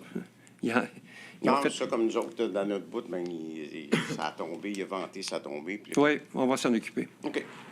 Une autre affaire que... Vous avez des cônes sur le boulevard de Léry, Oui, que j'en ai parlé tantôt. oui. Pas compliqué, tes ramasses, tes sacs tout dans le truck de la ville, tes sacs là, t'en as besoin, t'en as. Non, c'est simple, tu sais, je veux dire, tu remportes tes tapapinots, là, tu sais. J'aimerais ça que la vie soit si simple que ça. Vous avez Non, absolument mais je raison. regarde, ils ramassent pas. Ouais. Tu les ramasses, puis tu Ouais. t'en sers pour la ville. Ça, c'est... Disparu. Oui, ils sont disparus. Oui, c'est une bonne question. Encore une fois, la bureaucratie du MTQ, c'est hallucinant. Oui. Non, non, mais c'est ça. Ben, je veux dire, garde, tu le dis pas, tu les ramasses, puis tu les envoies ici, là, si on en a besoin. Tu fais ça dans la nuit. Ouais. Oui. C'est pas compliqué, tu sais. Faut être, mettons, proactif, tu sais. OK. Une autre question. Non, classique. J'ai 5 tests d'eau chez nous. Et puis, la maison que je loue, j'ai 5 tests d'eau aussi. Puis la gang d'hémisphères m'ont dit que l'eau n'était pas potable. Sauf que mes 5 tests d'eau, ils ont exactement les mêmes données. Puis mon eau est potable. Donc, la seule question que je me pose, vous arrêtez pas de dire qu'on pollue le lac Saint-Louis. Y a-t-il des tests de coliformes fécaux faits dans le lac? Ça, je me suis toujours demandé ça. Ben là, Donc, c'est s'il n'y a pas de test de coliformes fécaux dans le lac, pourquoi vous nous dites que nos puisards polluent le lac? bien, il y a certains, parce qu'il y a plusieurs des fosses septiques qui ne sont pas à niveau. Sont Oui, des oui, classes, je sais, mais... sont des classes C et B. Ils polluent-tu le lac? Et- Si vous me dites oui, On n'a admettons pas- que tu en as un qui pollue, mais regarde, imagine une fosse scellée. Non? Bien, c'est peut-être pas si simple que ça. Ben, De, moi, de mettons trouver que j'ai un exactement. puisard, La nappe phréatique aussi est importante. Donc, si les champs d'épuration et puis les fosses septiques ne sont pas mis à niveau, ça va causer de la pollution. parce que moi, j'ai un puisard, OK? Vous êtes chanceux si vous n'avez pas de problème Non, d'eau. non, j'ai un puisard.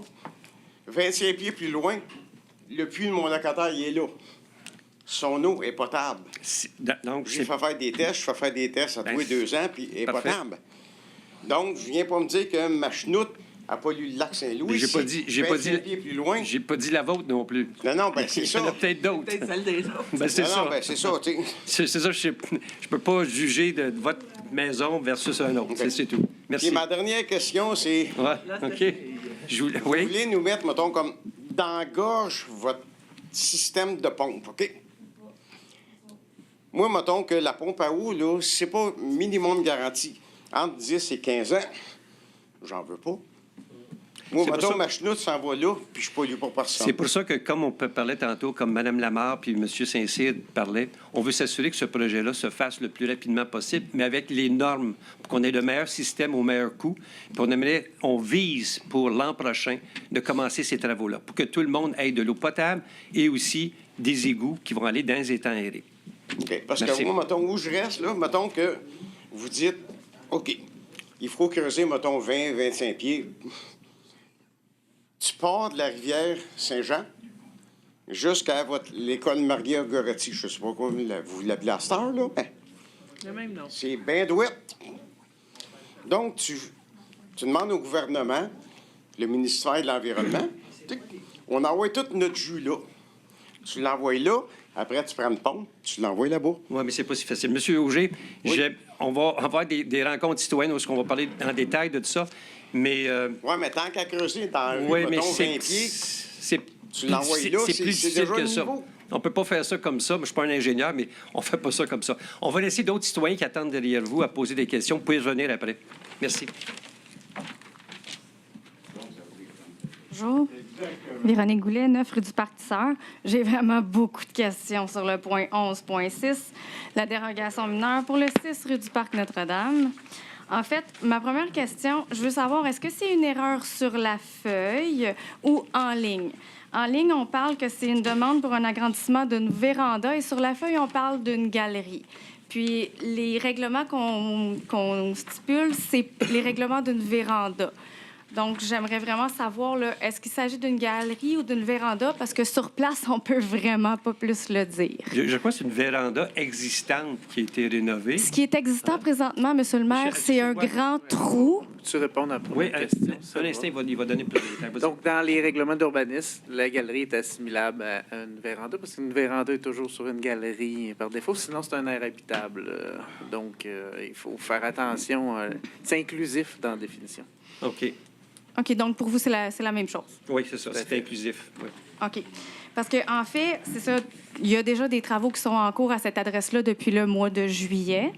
Oui. Puis là, s'ils demandent de régulariser la situation pour une véranda et sur une galerie qui est existante, il n'y a pas rien de ça qui est existant. En fait, les travaux présentement, là, c'est des travaux d'excavation. On dirait qu'ils se creusent une cave. Puis, il y a un bout de toiture allongé. Il n'y a pas de véranda là. Il n'y a pas de galerie non plus. Puis, c'est des travaux qui sont à tous les jours, 7 jours par semaine, jusqu'à très tard le soir parfois. Quand vous aviez lu là, le détail, vous avez parlé là, qu'il n'y avait pas d'atteinte aux voisins ou quoi que ce soit. Là. Je ne suis pas d'accord. J'habite au 9 rue du Parc Tisseur, donc je suis voisine de clôture de coin arrière. La véranda ou le je sais pas quoi qui se construit, qui est sur le coin, donc c'est sur le coin qui est sur le coin de chez moi. Puis depuis le mois de juillet, à tous les jours, 7 jours par semaine, jusqu'à des 21h le soir, un Bobcat qui recule, ça fait bip-bip. Je ne sais pas si vous le savez. Mais c'est vraiment des travaux qui sont en cours pour je sais pas quoi. Donc, mes questions, j'en ai 3 pages. Mes questions, je veux savoir, les gens qui octroient des dérogations mineures, est-ce qu'ils vont sur place voir c'est quoi qui se construit? L'inspecteur était sur place, Michel, vérifier le 6 pactisseurs. Juste répéter votre question, juste pour être sûr que je réponds Oui. bien. Oui, les personnes qui octroient des dérogations mineures, est-ce qu'ils vont sur place voir si OK. on... En fait, les personnes qui octroient la dérogation mineure, il ne faut pas me tromper justement, c'est le conseil qui octroie les dérogations mineures. Donc, le conseil peut répondre, mais généralement, le conseil ne va jamais sur les lieux. On ne va pas sur les lieux, évidemment. Mais sur quoi on se base? Parce que le premier permis qui a été octroyé à monsieur, je sais qu'il a été octroyé sur le bon parler de monsieur, le propriétaire qui disait que ses travaux, c'était ça, puis c'était pas ça, donc c'était mensonger. Ouais. Puis là, ensuite, vous avez retiré le permis. Ouais. Le monsieur était en interdiction de travaux. Il a continué ses travaux 7 jours sur 7 jusqu'à le soir. Puis ça n'a rien changé. Donc là, on veut savoir c'est quoi qui va se construire. Puis on n'est pas d'accord si c'est une véranda, si c'est pour être proche de la limite en plus, là. Michel, S'il ne respecte pas la limite de 7,5 mètres, là, il veut se mettre à 3,4 mètres. Là. Déjà, juste le site des travaux est désagréable. Là. qu'est-ce qu'on va faire? C'est qu'on va envoyer l'inspecteur sur les lieux. En fait, Michel, il y a 2 choses. Ouais. Donc, c'est le règlement de nuisance qui s'applique. Je vais juste tourner mon micro, on va regarder. Je regarde le conseil, les réactions. Donc, c'est lors des heures exagérées, on va dire comme ça. Donc, vous appelez la police pour faire respecter le règlement de nuisance. Parce qu'on n'a pas d'inspecteur. Souvent, puis je me suis Ils ne sont pas allés? Non, puis je me suis fait ridiculiser, M. On va faire affaire avec notre parrain, là, M. Hurtaud. Oui. Ah, ben je me suis fait ridiculiser quand j'ai mentionné le nom de M. Hurtaud, parce que M. le maire a été vraiment aidant. Puis, Il n'a pas rien fait? Non, pas du tout. Ils nous ont jamais rappelé, puis on a rappelé souvent, puis ça a fini que je me suis fait dire que j'étais très menaçante. Moi, Véronique Goulet, 5 pieds sans livre, je suis très menaçante. Véronique, on va faire un suivi là-dessus parce que c'est Autrement, on va envoyer... Je sais pas qu'est-ce qu'il construit parce que là, il fait de l'excavation jusqu'à tard le soir puis il va même porter de la terre en haut dans la forêt là, avec son Bobcat le soir. Autrement, on a une nouvelle inspectrice puis on a notre responsable du service qui a les mêmes pouvoirs qui vont agir là-dessus. On va laissera mettre pas ça ça sur un dossier important. Connaître la durée des travaux tout de suite. tout, là, on va faire le suivi avec Sergent Hurtaud aussi, je te le ça promets. serait vraiment apprécié. OK. Désolé de toute cette... Ben, je vais laisser faire mes 3 pages de questions. Merci. Ouais. Merci, Véronique. Mesdames, messieurs, membres du conseil, bonjour. Écoutez, dans le fond, je viens ici parce que... Votre nom, s'il vous plaît? C'est Sébastien, je suis un résident de Beauharnois. Mais je viens ici parce que j'aimerais un jour être ici, puis c'est ça le but. En 2021, j'ai acheté un terrain sur le chemin du lac. Puis... Sébastien, quoi, votre nom? Le lac Champagne. OK, je sais pas que c'est un critère, là. Excusez. Fait que, donc, c'est ça. Fait que j'ai acheté mon terrain sur le chemin du lac, puis j'ai entamé des procédures en 2022, puis j'ai pas été chanceux dans les plans de maison parce que je suis rendu à mon 3e. Ça, c'est pas de votre augure, là. C'est d'autres circonstances, mal conseillées et tout. Et finalement, ben là, je parle à 4 urbanistes depuis, par contre, ici, pour présenter le projet, me faire expliquer des règles. Le 4 urbanistes, c'est des arbres de 3,5 mètres de haut. Mon cabanon doit être en pierre. J'apprenais plein d'affaires. Je disais, OK, je fais faire les modifications, des nouveaux plans. Finalement, cette fille-là part, j'en revois un autre. Là, j'apprends, bon, le 6 000 $ de taxes de plus. C'est correct, je dois le payer. Puis... il y a d'autres choses que l'entrée perméable. C'est correct, je vais la faire, je vais mettre mes roches, tu sais. Fait que je reçois d'autres informations, je monte un dossier, je me présente cet été. Là, je le sais que c'est ardu. Là, c'est une nouvelle personne, Warwick. Là, j'ai dit, peux-tu venir ici sur place, monter mon dossier? Je veux que je déménage mes enfants de l'école à Léry à cause de ça. J'ai fait venir ici. Je monte le dossier, tout est impeccable. Elle me dit, on va passer ça sur le 18 août, tu vas passer au CCU, tout est correct, parfait. Tout est en ligne, là, je suis correct. J'accepte. À la fin août, on a l'option de dire si on veut les enfants à l'école. J'ai dit oui, on va pouvoir commencer le projet. Le lendemain du CCU, j'apprends que mon dossier passe pas. Parce que finalement, il manquait la charte des matériaux. Je me repointe ici sur la petite fenêtre, je parle à la petite fille, je dis, bien, la charte des matériaux est là. Fait que finalement, je sais quoi, ils ont-tu fait exprès pour le repousser? Puis là, ben, je parle au dernier qui est là. Le monsieur, lui, il me dit, bon, ben, je m'en vais vendredi. Bon, OK. Fait que là, fait que là, j'expliquais, puis Mme Warwick puis cette personne-là ont regardé le dossier, c'est une formalité, là. En tant que CCU, on en a ça, ça devrait passer au conseil la prochaine fois. C'est farmhouse moderne, tout ce que vous voulez. C'est quoi votre adresse de terrain? Je ne sais pas, j'ai pas le droit d'avoir d'adresse. Non, mais c'est dans quel coin? Sur le chemin du lac? C'est où il y avait la vieille grange. OK. Donc... Tu sais, fait que là, c'est juste parce qu'après... Ernest Michel? Je connais le dossier, je peux pas en parler parce qu'il y a... c'est un dossier particulier comparativement à l'autre dossier qui était à l'ordre du jour du Conseil. On a demandé à Ambroise de faire ce suivi-là, désolé. Monsieur peut être accompagné, l'information qui est importante, mais c'est pas un dossier qui doit être traité ce soir. On peut aider le monsieur à bien comprendre l'information. On peut l'appuyer. Sébastien, on va s'en occuper. Ouais. Ambroise est nouveau. Il était par intérim maintenant le responsable du département. C'est un gars très compétent. Il va t'accompagner de façon sérieuse dans ton projet. C'est ça, je peux te garantir. OK. Ben, si j'ai parlé à Ambroise, sa première journée de travail, là, je savais la date, là, puis à part de me dire désolé, puis l'autre petite fille, c'est ça. Je suis juste venu ici en me disant, ben, je on peut sais s'en pas quoi parler faire. après du Je vais conseil. venir, s'il vous plaît, quelqu'un peut-tu que ça peut avancer puis que je puisse présenter mon dossier au mois de décembre. C'est tout ce que je veux. On je va veux bâtir une maison ici. On va s'assurer que tu es accompagné là-dessus. Pas de problème. Comme demain, j'appelle Ambroise. Si tu appelles Ambroise, il va prendre rendez-vous avec toi. Oui, je vais prendre parfait. un rendez-vous, Oui, c'est fais correct. ça. Appelle-le, puis on prend en note que tu vas l'appeler, puis il va prendre rendez-vous avec toi. Parfait, merci.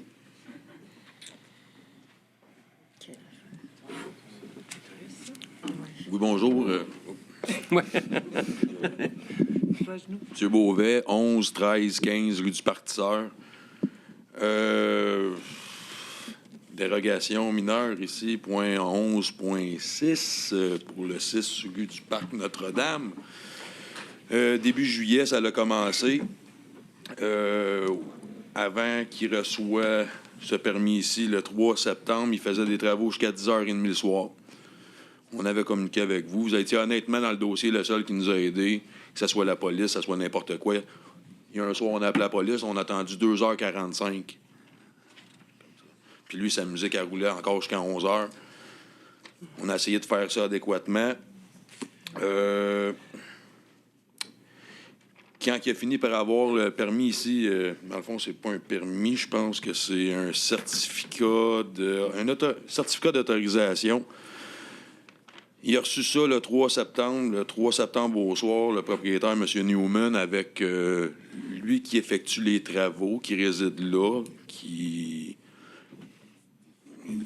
fait ses travaux, en tout cas, ben là, ils m'ont confronté avec le papier. J'étais en présence de mes enfants, 3 ans, 8 ans. « J'allais mon esti de permis, j'allais mon esti de permis. » D'après moi, il y a 15 ans, à peu près, il m'aurait parlé comme ça en avant de mes enfants. Les riz étaient dans le journal. Okay. Monsieur Beauvais, oui, c'est comme Véronique. C'est vraiment... M'en occupe. Quand je vous dis, il est encore en train de travailler. Sa musique, le gros spotlight. La semaine passée, j'étais en train de faire mes décorations d'Halloween. J'ai la madame qui réside au 4, Madame Anglaise Diane. Elle est venue me voir désemparée. Clairement, elle n'aime pas l'affrontement. Mais là, comme qu'elle me dit, depuis le mois de juillet, qu'elle n'est pas capable de dormir. C'est une dame qui aime dormir les portes ouvertes, les fenêtres ouvertes. Depuis début juillet. Elle la trouve pas drôle, mais gentille, la madame. Demain matin, j'appelle... Puis... Oui, j'appelle. Merci. J'appelle, puis... Puis je fais un suivi avec Véronique, puis vous, M. Beauvais, là, de ce dossier-là, parce que je trouve ça... Vous pouvez passer par Mme Véronique, puis Benoît, je pense que vous avez déjà contact avec eux. Puis j'ai un autre petit point, une question directement, savoir si le problème a été résolu. Parce que moi, quand il m'a affronté avec son permis ici, J'étais un peu loin. Quand je me suis approché, il s'est calmé. Il m'en a donné une copie. Il dit, tiens, si tu veux jouer à ça, envoie une copie. Bon. Ça donne que le responsable du dossier, je le connais. Fait que là, moi, j'y ai parlé. Mais là, j'ai dit, tu donnes des permis, tu signes n'importe quoi. Mais je pense que ça faisait 3-4 mois qu'il était en arrêt de maladie. Mais sur les permis et les certificats d'autorisation de travaux qui se donnent, c'était sa signature numérique qui se donnait sans que même lui soit au courant. Donc, je me demande si M. Bergeron, sur les contrats qu'il a signés numériquement sans le savoir, s'il y a responsabilité légale ou civile, peu importe, s'il arrive de quoi. Oui, parce que lui, il fait des travaux, puis moi, j'ai pris des photos, les murs, le rallongement par l'extérieur qui fait vers chez nous. Côté sécurité, s'il se passe de quoi, mais là, il y a son nom là, puis il n'en était pas au courant. Michel, moi, je peux-tu comprends répondre pas. à M. Beauvais? C'est une excellente question. Ben, la personne qui ne travaille plus pour nous utilisait le nom d'un inspecteur. Moi, je n'utilise pas le nom des élus et tout ça. Là. Quand je signe quelque chose, c'est mon nom. Donc, la personne ne travaille plus pour nous. Donc, on n'utilise pas le nom d'un inspecteur qui est en arrêt de travail pour donner des permis.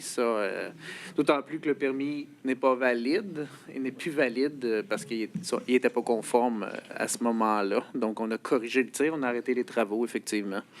Ben moi, il m'en a, avec fierté, lui, il en colle en arrière, dans son mur arrière, pour que moi, je le vois de ma cour. Voulez-vous déposer ça en sortant? Le papier ici? Oui, c'est ça, puis je vais faire une photocopie. Aucun problème. OK. Oui. Donc, si vous me dites qu'on va avoir un retour avec ça, je vais apprécier beaucoup. Puis je vais garder mon calme puis ma bonne humeur. Oui, OK, merci. J'ai besoin de ça. Oui. Oui, bonsoir. Alain Monette, 25 de la gare. Juste pour information, H-Ploune, ils ont fait le ménage sur le long des lignes d'hydro sur le boulevard. Ça reste-tu de même ou s'ils vont venir remonter ça? À un moment donné, ça a l'air d'un... Ça a l'air terrible, hein? C'est pas bien beau à voir. Là, c'est exactement ce que j'ai dit. Non, ils ne ramassent pas. Okay. C'est ça qui est terrible, c'est que sont engagés par Hydro-Québec. Ouais. Et puis, ils font toute la coupe de ça, mais ils ne ramassent rien. T'sais, ils ont laissé des touffes à des places. C'est inacceptable. Ça, on va en parler aussi avec le ministère du Transport, comment que c'est super laid et qu'ils finissent pas leurs travaux. Ça, on comprend pas pourquoi. Okay. On fait un suivi indéniablement là-dessus. On le sait, c'est pas beau. Bon, vas-y.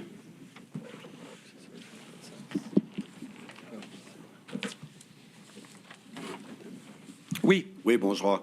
André Aucoin, 638, Chemin du Lac. Concernant le camion de pompiers, je suis sûr que ce véhicule-là appartient à Ville de Léry. Oui. Ben oui. Bon. Qui a donné l'autorisation d'envoyer ça, soit à Joliette ou à la Valtrie? Comme j'ai mentionné tantôt, c'est le directeur des services incendies. Il y a quoi comme responsabilité d'envoyer... Il y a responsabilité de le service d'incendie de Ville de Léry. Donc, il s'occupe de tous les véhicules ici? Oui, c'est sa responsabilité. Oui. Bon, il l'a envoyé pourquoi à Joliette? Ça, on va avoir des discussions de fond avec lui. C'est ça son choix, mais on va l'analyser de son rapport, puis on va voir pourquoi. Mais le rapport, vous ne l'avez pas? Non, on n'a pas encore son rapport à lui. On a des rapports, mais pas son rapport. OK. Et puis, c'est ça à la Valtrie qu'il l'a envoyé ou à Joliette? Joliette? Ben, entre Notre-Dame-des-Prairies et Joliette, qui est une banlieue, j'ai de la difficulté à différencier les territoires. Ah, mais on peut dire que c'est dans la région de Joliette, proche. Très proche de Joliette. Et la Valtrie, je suis jamais allé là. Ça, c'est sur une fin de semaine, ça? Si c'est une fin de semaine, je ne sais pas si c'est une fin de semaine, M. Aucoin. Est-ce que ça change une fin de semaine ou un lundi? C'est quoi la question? Bien, la question, t'envoies un camion de pompiers pour vérification? Oui. Un samedi ou un dimanche? Bien, pourquoi pas? Ah oui? Ah oui. L'autre question, M. Aucoin? Non, c'est... Merci beaucoup. Merci. Coûte moins cher. Bonjour, Louise Rivard, 14 Chemin du Lac Saint-Louis. Oui. Moi, ma question, Monsieur le maire, ça concerne les projets d'infrastructure du secteur S. Oui. Selon moi, il y a deux... Je vais le lire quand ça va être plus facile. Là. Selon moi, il y a deux prérequis, deux conditions à remplir au préalable avant de confirmer les travaux et les mandats d'infrastructure. il y a, entre autres, le premier, puis non le moindre, c'est l'eau. Il faudrait s'assurer qu'on va être servi. Oui, comme j'ai mentionné tantôt dans l'entente, les maisons qui sont branchées et pas branchées, phase S et OS. Mais là, pour l'instant, oui. Il y a eu, dans le fond, soit d'avoir une entente relative à l'alimentation en eau potable. Tout à fait. La phase On va 2. négocier là-dessus, oui, Mme Rivard. Oui, c'est ça, mais pour l'instant, il n'y a pas d'entente. Puis pour l'instant, il y a juste le conseil de ville de Châteauguay qui, au mois de mai, a avancé et proposé par le ministère des Affaires municipales et de l'Habitation de continuer à desservir la population de la ville de Léry qui est déjà branchée. Et voilà, c'est ça qu'on a mentionné tantôt, que ça, je vous dis, le commentaire du sous-ministre... Non, mais je veux sûrement répondre. Le commentaire du sous-ministre n'était pas correct.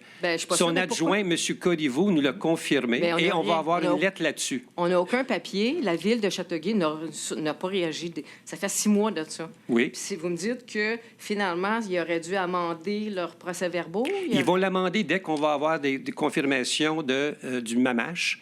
M. Corriveau nous l'a dit verbalement. On veut avoir de l'écrit. Mais le sous-ministre a dit que c'est les maisons qui sont branchées et pas branchées. Donc, comme dans l'entente originelle, c'est qu'il dessert la phase S et OS. En tout cas, je ne suis pas certaine de ça. Puis moi, je pense qu'avant de donner d'autres contrats, puis d'autres mandats pour la phase... On va s'assurer qu'on a de l'eau. Inquiétez-vous pas. Oui, mais c'est ça. Mais pour l'instant, on n'est pas assuré. Oui, on est quand même assuré donné parce qu'il y a un jugement de la CMQ de 2019 qui confirme le tout, ainsi que l'entente qui vient de se terminer.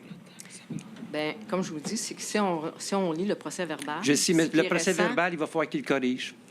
Bien, ça fait 6 mois, puis ils ne l'ont pas corrigé. Puis non, il y avait des gens importants là-dedans. Là. Il y avait le maire, il y avait le DG, oui. il y avait le sous-ministre des Affaires municipales. Il s'est fait mal interpréter dans ce... Je vous le dis encore. Il était une méchante gang, puis ils ont tout mal interprété. Ben oui. C'est très bien. Ben, c'est ça. Je ne suis pas convaincue de ça. Puis en plus de ça, il y a une deuxième condition, c'est d'avoir la confirmation des aides financières du ministère des Affaires municipales et de l'Habitation.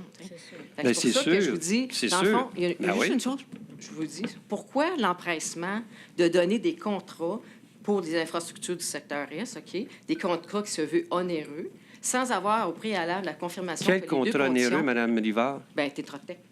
Mais on est obligé de faire... C'est la demande du ministère de faire des plans de vie, comme on a mentionné tantôt, en bonne et due forme, pour faire avancer le projet. Ouais. Le volet 1.1 de Primo couvre 85 des coûts. Tu ne peux pas faire de projet si tu n'as pas de plan de vie. Vous le savez? Non, je sais, je comprends voilà, très bien. C'est ça qui est important. Allez sur le site de la MAMACH. Allez au service de MAMACH, allez sur leur site, vous allez voir. OK, donc si vous... Moi, je vous dis qu'il faut avoir une confirmation, il faut avoir une entente on va pour l'eau s'assurer de ça, avant je vous de promets. dépenser de l'argent. On va s'assurer qu'on a l'eau. Inquiétez-vous pas. Bien, inquiétez-vous pas. Je sais pas si... François, tu as ça quelque chose? Beaucoup. Je vais juste... Parce que je trouve que vous...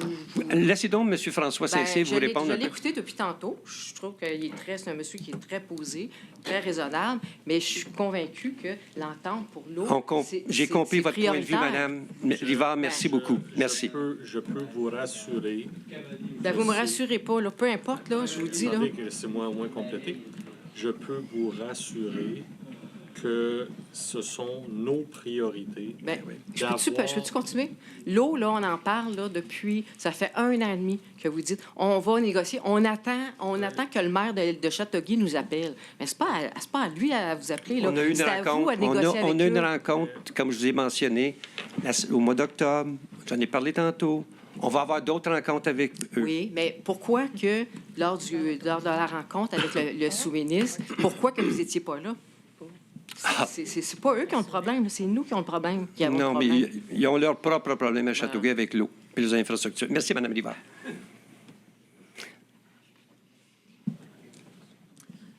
Bonsoir, Cathy Boutin. Je parle au nom de ma mère, Jeanne-Dac Galerno, pour le 736 Chemin du Lac, Ville de Léry. C'est concernant les coupures d'électricité qui arrivent régulièrement. Je ne sais pas si la Ville ont des ententes avec Hydro-Québec pour d'autres travaux d'émondage. Oui, on est prioritaire pour les mondages. C'est pour ça que les mondages qui ont été faits, ils ont tous laissé les branches. Ils continuent à faire d'autres émondages dans le secteur de Léry. Léry est prioritaire cette année. Donc, les citoyens devraient, au cours des prochains mois, voir une différence au niveau des coupures. Tout à fait. J'espère aussi, parce que l'an passé, l'été passé, on avait beaucoup plus de coupeurs d'électricité, je ne sais pas si vous en rappelez, versus cet été, 2024. Donc, il y a une admiration, mais il faut que ça s'améliore encore plus.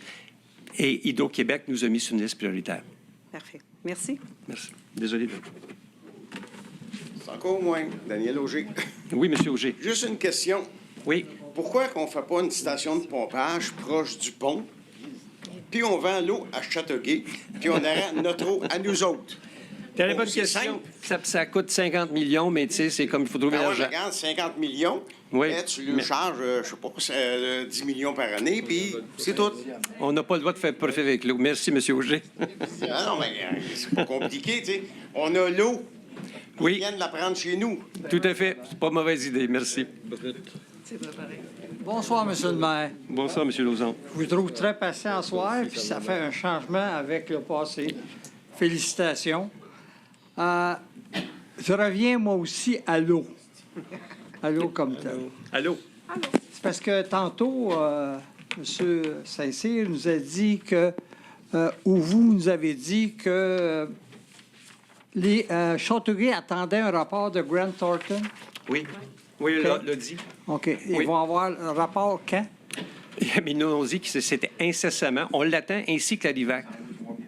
OK. Toutes les municipalités l'attendent, ça. OK. On va les relancer. J'espère qu'on va l'avoir avant décembre. L'autre, ce que vous faites comme investissement à l'heure actuelle, comme M. Saint-Cyr expliquait très bien, vous avez un programme, puis vous travaillez sur le programme. Mais le programme que vous travaillez, c'est lequel programme que vous travaillez? Programme de subvention? C'est programme de subvention, parlez, là? Oui, un programme de subvention. Mais là, quand vous demandez vos appels d'offres, vous demandez les coûts, puis tout ça, les coûts pour faire quoi exactement? Bien, toutes les... Liette, voulais-tu répondre un peu En à fait, le programme, c'est toujours le même programme. Le programme principal de subvention du MAMACH pour tout ce qui est infrastructure, eau et égout s'appelle PRIMO. Le détail de PRIMO est sur les sites Internet, vous pouvez aller voir. Il y a 2 volets. Il y a un premier volet qui couvre qui subventionne tout ce qui est plans de devis, études préliminaires et tout ça. Et il y a le deuxième volet qui couvre la construction en tant que telle. Alors, on a eu une lettre d'acceptation du volet 1.1 qui couvre 85 des coûts de tout ce qui est plans et devis nécessaires pour que le MAMACH puisse ensuite approuver le projet de construction. Mais vous êtes toujours au travail de basse pression. Toujours. Avec l'eau. Oui. Et vous croyez que tout le monde va avoir basse pression? Mais En fait, c'est pas ça. C'est qu'à un Pardon? moment donné, quand on a travaillé avec le ministère, on travaillait toujours les 2 options. Gravitaire, basse pression. Et à un moment donné, le ministère nous a dit arrêtez de nous envoyer des trucs sur le gravitaire, on ne veut rien savoir du gravitaire. Chez vous, ça va être du basse pression. C'est ça qu'on va subventionner. Donc, ils nous ont clairement dit, on a mis une copie de cette lettre-là, perdez pas votre temps, puis perdez pas notre temps à détailler le projet gravitaire. À partir de ce moment-là, on a arrêté et on s'est concentré sur la basse pression. Et l'ingénieur en question de Tetra Tech nous a mentionné que le gravitaire aurait été un désastre dans la phase ouest, à cause de la topographie. Donc, le ministère nous encourage d'aller vers un réseau sous pression avec effluent. Les ingénieurs nous disent la même chose. C'est un système qui est connu à Bécancour, qui fonctionne très bien depuis une dizaine d'années. C'est une 200 résidences. C'est un système qui est mieux adapté à notre environnement. Mais basse pression, il y a plusieurs sortes de systèmes qui fonctionnent comme ça. Oui, mais c'est celui qu'on a présenté en 2022, je crois. C'est celui avec... C'est pas la déchiqueteuse, là. C'est celle avec le petit moteur de 0.5 HP qui envoie les eaux sales dans les étangs aérés. Donc, c'est très sécuritaire, c'est facile à manager, et puis ça s'adapte dans notre milieu. Ça, est-ce que vous regardez, en regardant ça, les coûts inhérents à tout ça pour chacun des citoyens que les gens qui sont dans leur C'est pour ça qu'on n'ont rien à payer, eux. C'est pour Nous, ça. on va avoir tout ça à payer. Non, c'est ça qui s'en vient. On attend la subvention Primo et une subvention aussi du Conseil du Trésor qui va être fort intéressante pour ce projet-là. Et dès qu'on l'a, on va faire des réunions citoyens. On va toutes vous présenter ça avec tous les coûts des ingénieurs et aussi le primo volet 1.2 et aussi les subventions additionnelles qui vont être lieu. Parce que ça va être important aussi, les gens qui sont aux normes, parce qu'il y a des gens actuellement qui ont dépensé beaucoup de sous pour des fosses septiques. Ils n'auront pas besoin de se connecter. Mais ça, parce qu'on n'entend pas beaucoup parler, ça serait le fun qu'on ait quelque chose d'une réunion où qu'on pourrait discuter de l'ensemble de tout. Bien, moi, je vous invite à aller voir sur notre site Web la vidéo de la dernière rencontre citoyenne qu'on a faite. Ces points-là ont tous été abordés. Oui, tout abordé, mais il n'y a pas rien de concret. Puis l'eau, bien là, vous nous dites que Châteauguay, mais il n'y a rien de signé. Non, on va continuer de négocier. C'est les négociations. Je comprends, là. Oui. Mais quand les tuyaux vont être là, si on n'a pas d'eau, qu'est-ce qu'on met dedans? Du gin? Ça, c'est... Oui. Oui, François Rioux, 798, chemin du lac à Léry. Une petite précision concernant notre camion d'incendie. Mais qui reviennent. Oui. Étant donné que les équipements ont été enlevés du véhicule, juste valider, confirmer que si ça a été brisé et il y a des frais engendrés par Ville de Léry, que ces frais-là soient payés par Ville-Mercier et non pas par Léry, vu que c'est eux autres qui ont tout démanché. Et si ce n'était qu'une inspection, les équipements auraient pu rester en place. Merci pour votre conseil. Oui. Bonjour, Jean Leroux. Oui. Au point 6.4, déclaration d'intérêt pécunier, ils ont été déposés au registre. Est-ce que ces documents-là sont publics, accessibles, ou c'est confidentiel? J'ai jamais eu cette question-là. Donc, est-ce qu'il y a faire une demande pour le consultation? On va faire le suivi, c'est la première fois que j'entends ça. Pour la consultation et après ça, on fait une démarche. D'après moi, tout n'est pas disponible dans ces documents-là parce qu'il y a des éléments confidentiels. À mon avis, je ne fournirais pas par défaut ces documents-là comme quelqu'un qui vient prendre le procès-verbal du conseil. D'après moi, il y a une partie qui n'est pas... Dans ce cas-là, sans aller dans les détails, est-ce qu'il y a des conflits d'intérêts connus, identifiés, qui méritent votre attention? Pas ce que je sache, mais j'ai pas vu les documents pécuniers, moi non plus. J'ai le mien. Okay. Mais j'ai pas vu ceux de mes collègues. En fait, la personne qui est responsable d'étudier tout ça n'est pas le conseil, n'est pas l'administration, et non pas la direction générale, c'est la commission municipale du Québec. Donc, si vous doutez de quelque chose, il faut déposer une plainte à la commission. Si la direction a un doute quelconque, elle peut faire une demande à la commission municipale. Et les élus, ensemble ou seuls, peuvent faire des demandes à la commission s'ils ont un soupçon, un doute ou une confirmation à la commission. Mais on n'est pas dans cette optique-là. J'étais sous l'impression que quelqu'un qui a un conflit d'intérêts se devait de le révéler lors du conseil avant de débattre d'un sujet. C'est le cas. C'est le cas. Donc, les documents pécuniers ont été remis. Puis... effectivement, l'obligation de dévoiler des choses pour une résolution se fait uniquement par le conseiller, la conseillère ou le maire. Donc, c'est à lui de dire, de lever la main au conseil et de dire « Moi, j'ai quelque chose à dire. Disons que j'ai un intérêt pécunier à tel endroit. » Et je préfère me retirer à ce moment-là. Donc, ça fait des années que je pense. Donc, si la personne ne le fait pas, vous ne pouvez pas le savoir. C'est pas le mandat du conseil. Non, c'est pas le mandat du conseil de faire ça. OK, merci. Monsieur Leroux. Donc, voyant qu'il n'y en a plus de questions. Monsieur Marchand. Gilles Marchand, 1673. Oui. À propos des branches, là, 10 jours à peu près, il y a eu un gros coup de vent, puis il y a des branches. Ils n'étaient pas partis au bord du chemin parce que ça embellit pas la ville. Mais est-ce que vous allez passer? À quelle date? Parce que moi, je n'ai pas d'Internet. OK. Michel, est-ce que tu as une date? Je veux confirmer avec Éric. On confirme. Responsable la date. Mais on a dit qu'on ne sortait pas cette date-là. Il y a des gens qui ont déposé. On va ramasser. On ne publiera pas une autre grande collecte. Il y en a 4 collectes. J'ai votre téléphone, je vais vous téléphoner. Parce que moi, ceux qui ont tombé, je les ai laissés proches de la maison. Dès qu'Éric nous le dit, je vous téléphone. OK, merci. OK. aussi. Donc, oui, absolument, M. Auger. Donc, on va lever la séance ce soir. Il est proposé par Mme Céline et Liette appuient que la présente séance se termine à 21h38. Merci beaucoup à tous.